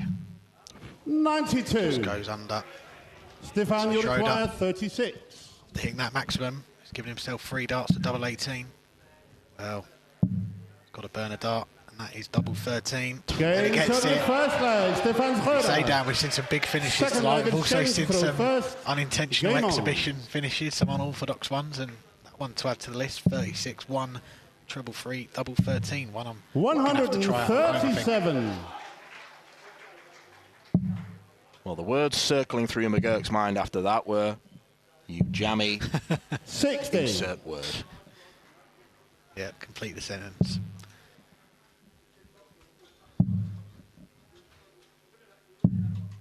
$58. Got to say that last match I was sat in the crowd watching that one. It's really good to see Mitchell Lawrie make that debut on the Lakeside 91. stage. To get the 2-1-4-5 finishes as well. Joining an exclusive club of players to hit 2-1-4-5 finishes on their Senior World Championship debuts. 171. Alongside James Richardson. Good knowledge.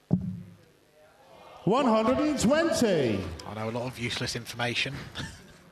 Mostly about... And lots of useful information as well. Okay. Don't put yourself down. Thank you. Have a drink waiting for you after this.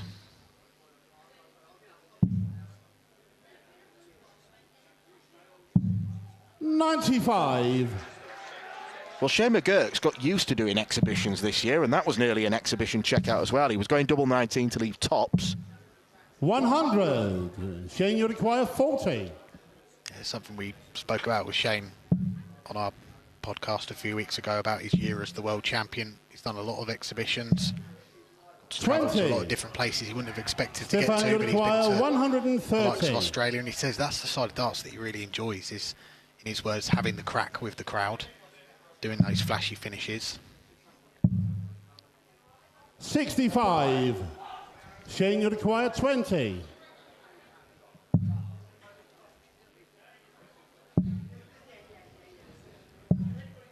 $16. Stefan, you require 65. This is not the doubling we've come to expect from Shane. 5 misses already. Schroder too accurate for his own good, hitting the bullseye, has to burn a dart to get to double. Opts for double 6. 59.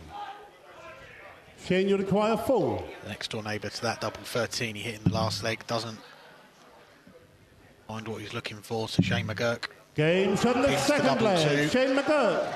Third leg and Stefan to throw first. Game on.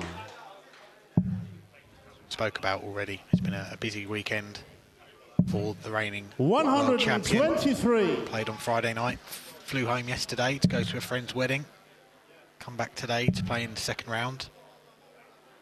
And his plans for next week, if he does get through this one, he's going to be heading home tomorrow for a few days before he would come back to play on Thursday afternoon. So his work colleagues will be seeing him. Fair play to him for grafting. 60. I certainly wouldn't be doing that.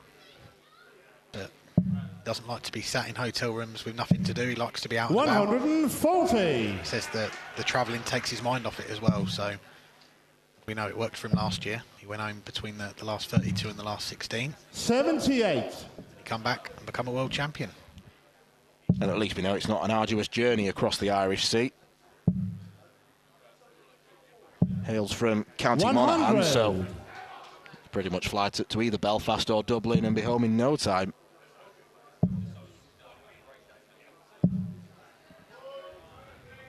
$140. Good visit from Schroder there.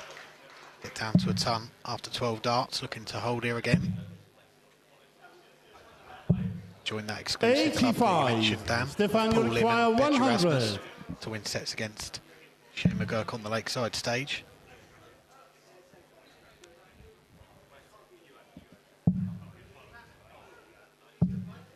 $60. Shane, you require 136.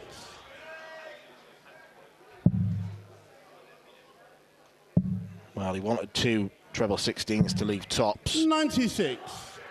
Stefan, you require 40. Didn't get them. Game shot in the Schroder third does get leg. tops and goes Stefan 2-1 up in the first set. Fourth leg, it's Shane to throw first. Game on. So far this first set going with the throw. 83. Kirk though needs to hold here to take us all the way. 60. Did see him produce some big finishes in that first round game on Friday night, the 1-3-4 in the opening set. 120. Tops.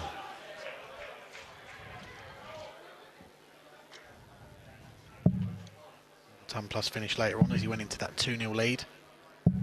Really made to work. 100. By the Finnish debutant Rasmus, who took the next set. 3 legs to 2. Before McGuirk turned on the style at the end, averaging 104 in that final set, winning it in a deciding leg to come through. Yeah, I think it's fair to say that the finishing towards the end of that match was more McGuirk-esque. It was that extraordinary match last year against Edwin Torbjornsson where he hit 9 from 9 on the doubles. First time that's ever been achieved in a World Championship across a match of that length. 140. Very impressive finishing. Kirk down to a finish 60. first in this leg on throw. Shane, you require 98.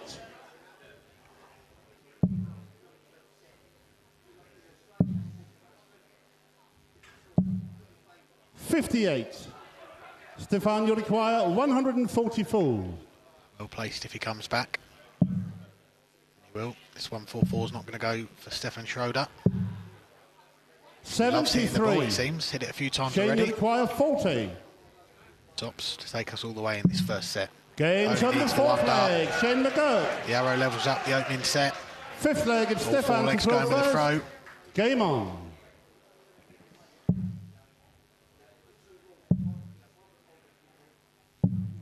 $91.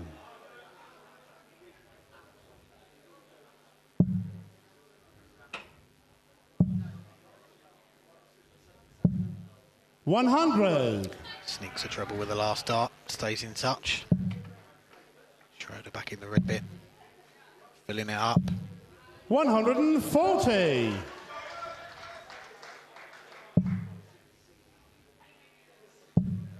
of 8 players from the Netherlands here at the Lakeside 180. this year. One of 3 Irish players.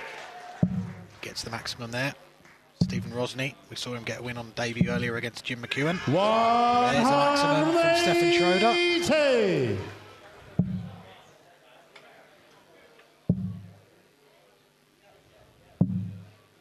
57. Stefan, you require 90. No let up from Schroder. 50. Took a risk with McGuirk back on 164. 164.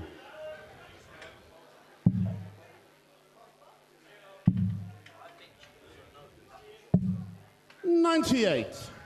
Stefan, you require So for the first 50. set against the world champion, Games Stefan on the Schroder first takes set. it out. Stefan Schroder. Everything going with throw. Second set, first 3 leg. from 5 on the doubles, and a couple of 180s for Schroder as well. The early impressions are good. They are, he's settled into this one. Averaging just above the 90 mark. 58. Go back to that game on Friday night. The opening set averages 85 for McGuirk, 71 for Paige Rasmus. He was 100 in that opening set. But Schroder already making inroads against the reigning world champion. 140.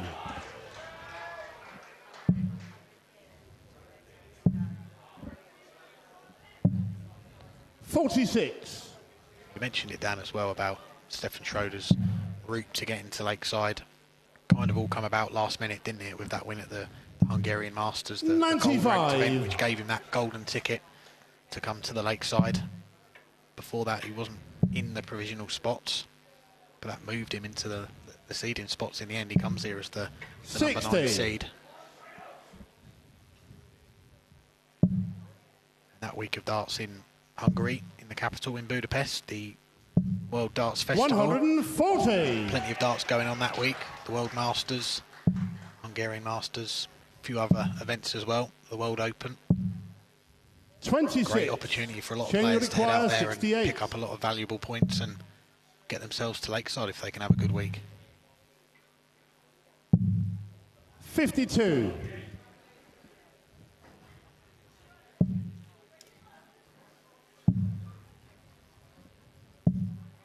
$59.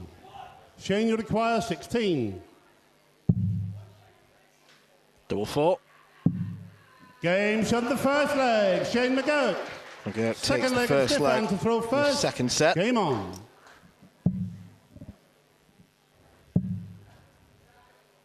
Six legs so far, all going with the 60. throw.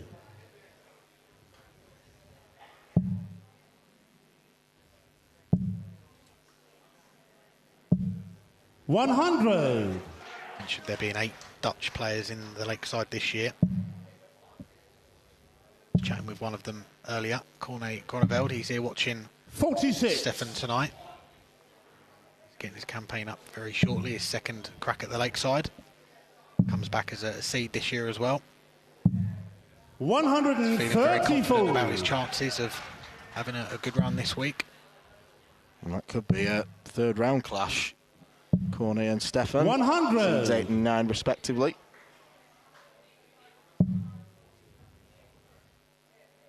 One of them could be facing the number 1 seed, Jimmy Van Ski. All goes according to plan. Not if Shane McGuirk has anything to say about it. Fires in the 180. He threatens to get the first breaker throw in this match.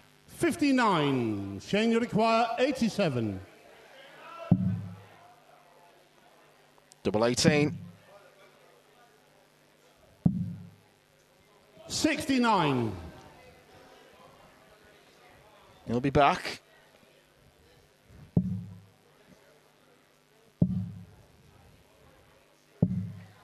$58. Shane, you require still 18. Not down to a finish, so a lot of time. Legs to split.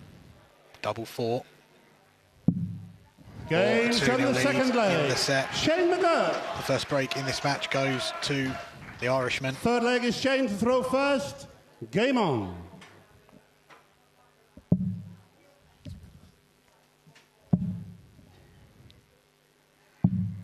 $139.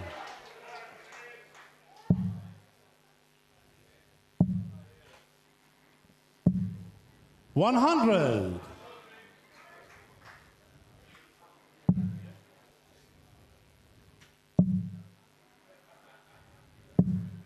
$121. Looking to get this set wrapped up in double quick time, McGuirk. Looking to 57. The Open title. What was the men's title? We've not seen someone go back-to-back since Glenn Durrant did the hat-trick from 2017 through to 2019. 60. Since then, we've seen a range of different winners. I'm sure he'll be thrilled at that mention. Well, you know, I like to keep him happy. Evening dozer, if you watch it. 140. Yeah, I think Everdale's finished, so he's usually tuning into the darts after that. Or Biker Grove. 55.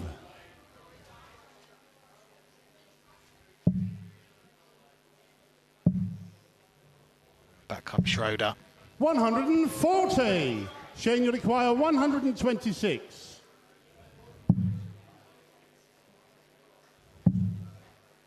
Double 6 for the sets. Game Shane McGuirk takes care of it in no time. Well, if the first set was tight and tense, that one was one-way traffic. Stefan didn't even get a dart at double. And as a result, McGuirk levels up, averaging 8 points more than his opponent. 180! A gap that's been quickly cut.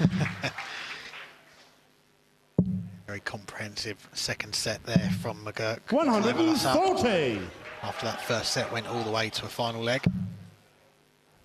But the equation's still the same for Schroder. He won the bull in the back room. 100! He'll have to throw in sets 1, 3 and 5. If he can hold his throw in all of them sets, he will be going through. 76.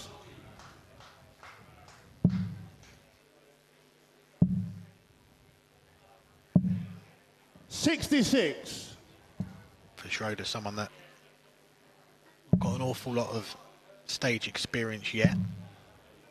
Looking at his run to that Hungarian Masters title. 140. Stefan, you require 155. He looks at this 155, which isn't going to go. He did get a win against Jimmy Van Ski in that tournament. As well as Jeff Smith, who were the two finalists of the World Masters that 145. week.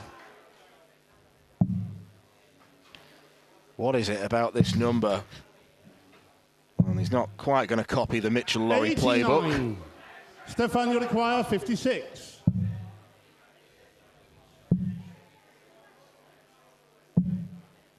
$16.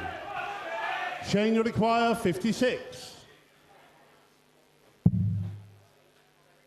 To edge ahead for the first time tonight. Games on the first leg. Shane McGuirk. Double top is taken. It's now 4 legs in a row for Shane McGuirk. Shane to throw first. Game on. And it's as if he's never been away. Yeah, he's been back home. He had a wedding yesterday. Yeah, good 60. point.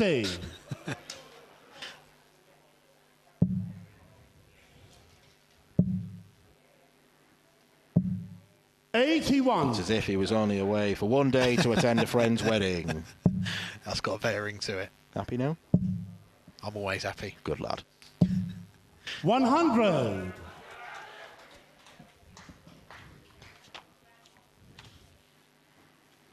Yeah, McGuirk has wrestle control of this one after dropping the first set. 81.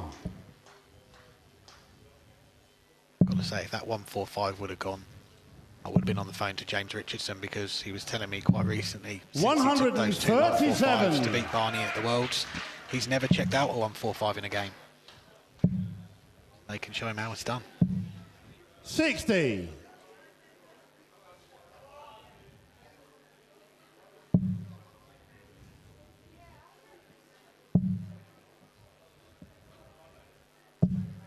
$60.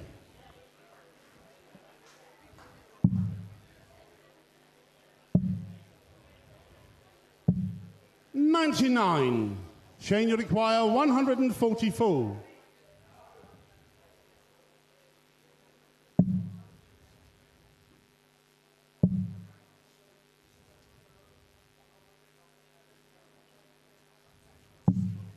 $112. Set up play outstanding. Very good after the first start, straight into the one.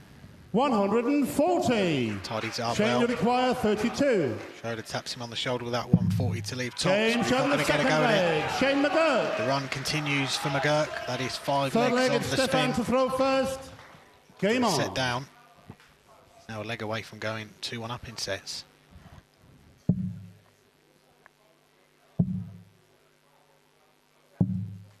$57.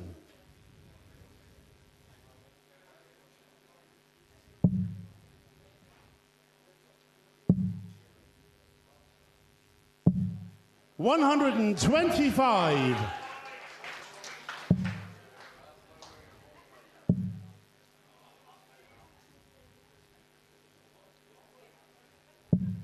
$100.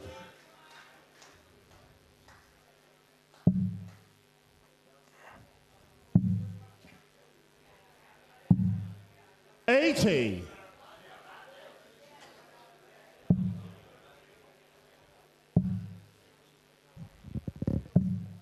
$60.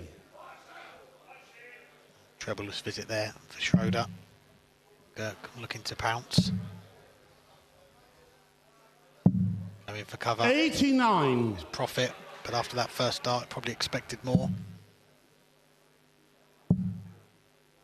Needs another one to get down to a finish. 100. Can't find it, so McGuirk will have 6 starts from this 207 to wrap up another 3-0 set. 171. McGuirk knows he's got Schroder on the ropes. 140. Shane, you require 36. Double 18.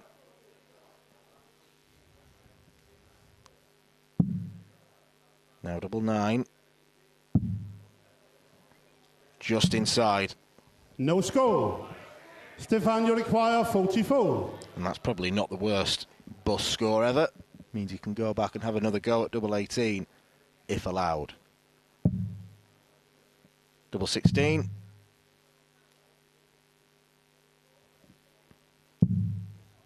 $12. Stefan Schroder cannot end the Shane, you streak. require 36.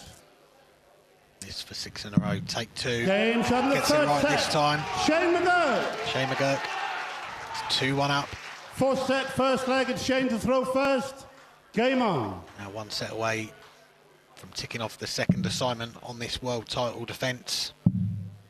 Got past Petri Rasmus by 3 sets to 1 on 41. Friday night. Hoping to repeat that scoreline here. Get rid of 60. number 9 seed Stefan Schroder on his Lakeside debut.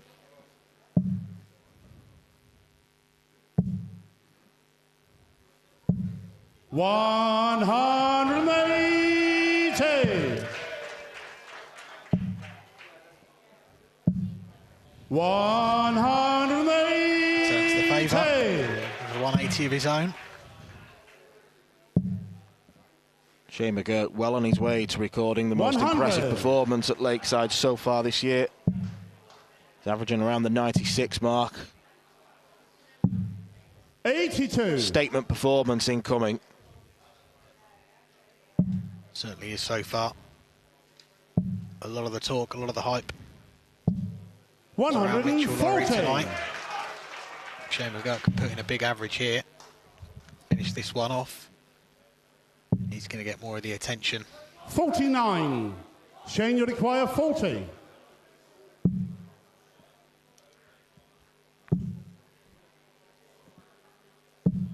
Game's on the first leg. Shane McGuirk. Second leg and Stefan to throw first. Continues. Game on. 7 legs on the trot.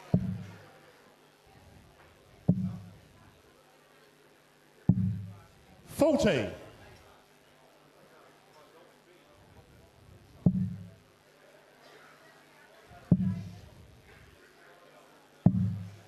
44. I spoke with Shane a few weeks ago ahead of this world title defence. Though he's not played an awful lot of the WDF Tour, not a lot of competitive darts this year, you'd say. He's played a lot of exhibitions, personal appearances, things like that. He still says he feels like he is an improved player from 12 months ago. He feels like week by week, month by month, he's getting better. 45. He does put it down to that world title win last year, the confidence that it gave him. Feels like he's come back here at Lakeside for 100. A second time. Much more rounded player, and he feels like he's got the bottle in the big situations. 57. No great return in this leg.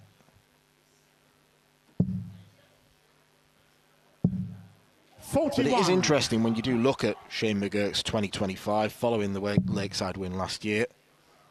I think many would have expected him to get a PDC Tour card. 134. And he's not really pulled up trees in the secondary circuits either. He's had a few good weeks at Modus, which has kept him going. 100. Yeah, he loves playing at the Cathedral.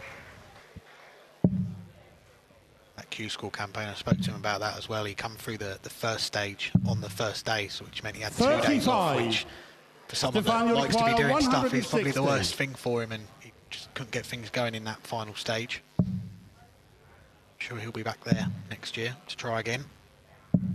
But will he be 92. Going there as a 2-time world champion?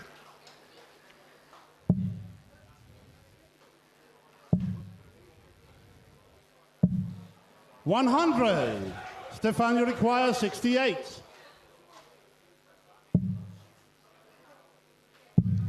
Been a long time since Schroder's won a leg. 36. The weight goes on. 86. Needs to go one away. Double 16. Game's on the second leg. Shane McGuirk. And that is 8 on the spin. It's not going to be 9 out of 9 on the doubles, but he could be. Third leg is Shane to throw first. 9 legs in a row. If you can get this one, be through to the third round. We'll be playing either Corne Groneveld or Jonas 60. Masselin.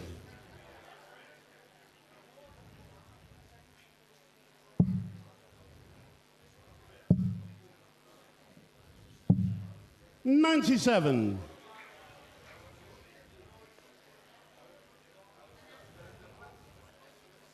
You can see Corne in the background there. He's got a good view of this one. Yes, to Shane's right. Looks nice and reclined, doesn't he? 100. Looks like they put some recliners in the crowd.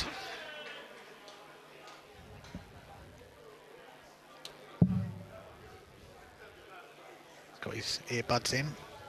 Assume he's listening to the weekly darts cast. An avid listener. 60. Never make assumptions. Said he was trying to get to sleep earlier, 55. so that's why he put it on.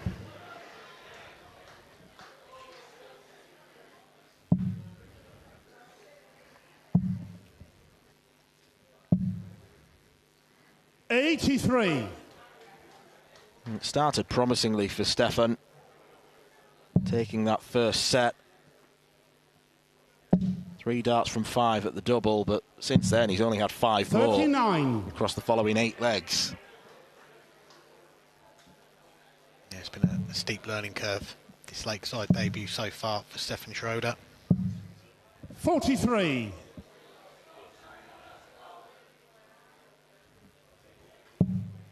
been practicing with Clint Clarkson, the Canadian. He came over to the Netherlands a week or so ago to practice with Stefan. Won a pairs tournament together as well.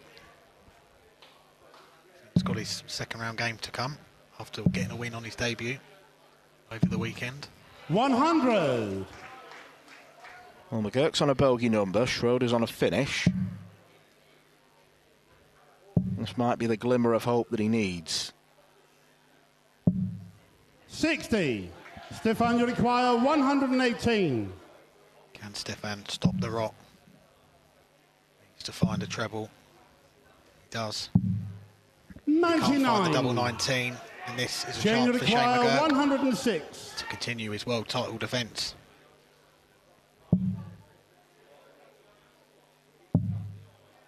Double top. Shane McGuirk cruises through to round 3. It's another 3-1 victory and another post-90 average. Shane McGuirk absolutely loves it here at the Lakeside. The number 9 seed, Stefan Schroder, follows Liam Mandel-Lawrence in being a seeded departure, and McGuirk goes through. That's it for this evening. Please join us again at 6 p.m. tomorrow, UK time. Ladies and gentlemen, please show your appreciation for Stefan Schroder.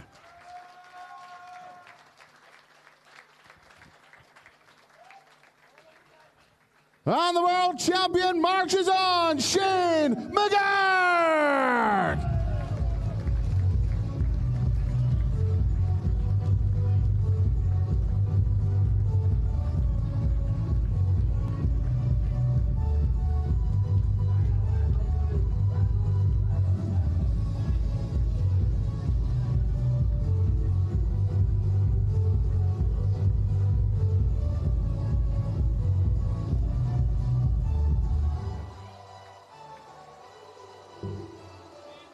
Well, ladies and gentlemen, that does bring our evening session to a conclusion. What a fantastic standard of darts we've seen tonight. Has everyone had a good time?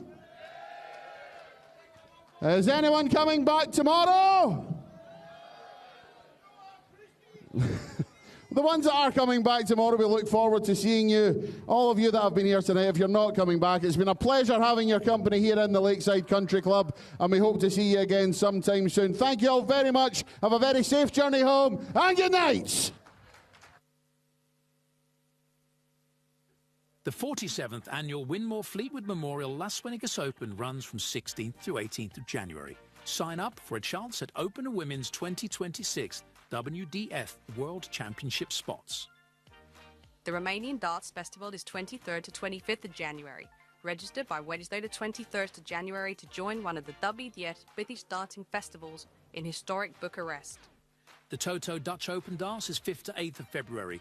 Registered by 15th of January. With 2026 WDF World Championship places on offer, Mr. World's largest darts party. Don't miss it. The Irish Open, Irish Classic and Killarney Open take place in November 2026. The WDF's second biggest festival offers more chances for 2027 World Championships qualification. For more details on each tournament, visit the link in the description. Special thanks to sponsors and partners Target, Luke 1977, Master Cooler and broadcast partner S4C.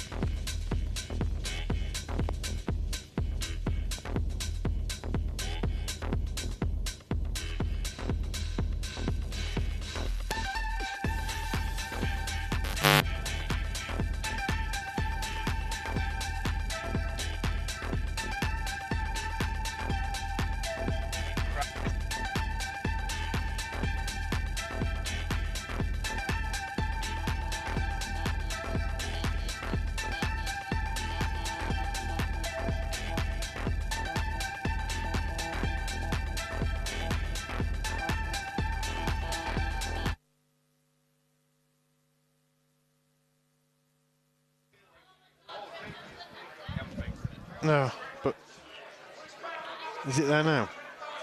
Well.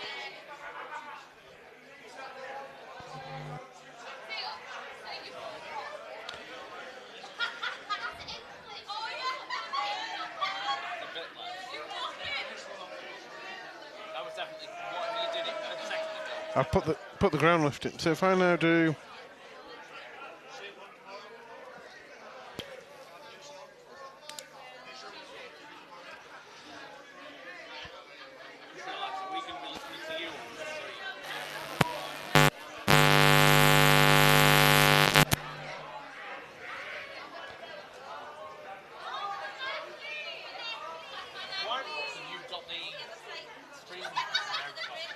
main left and right.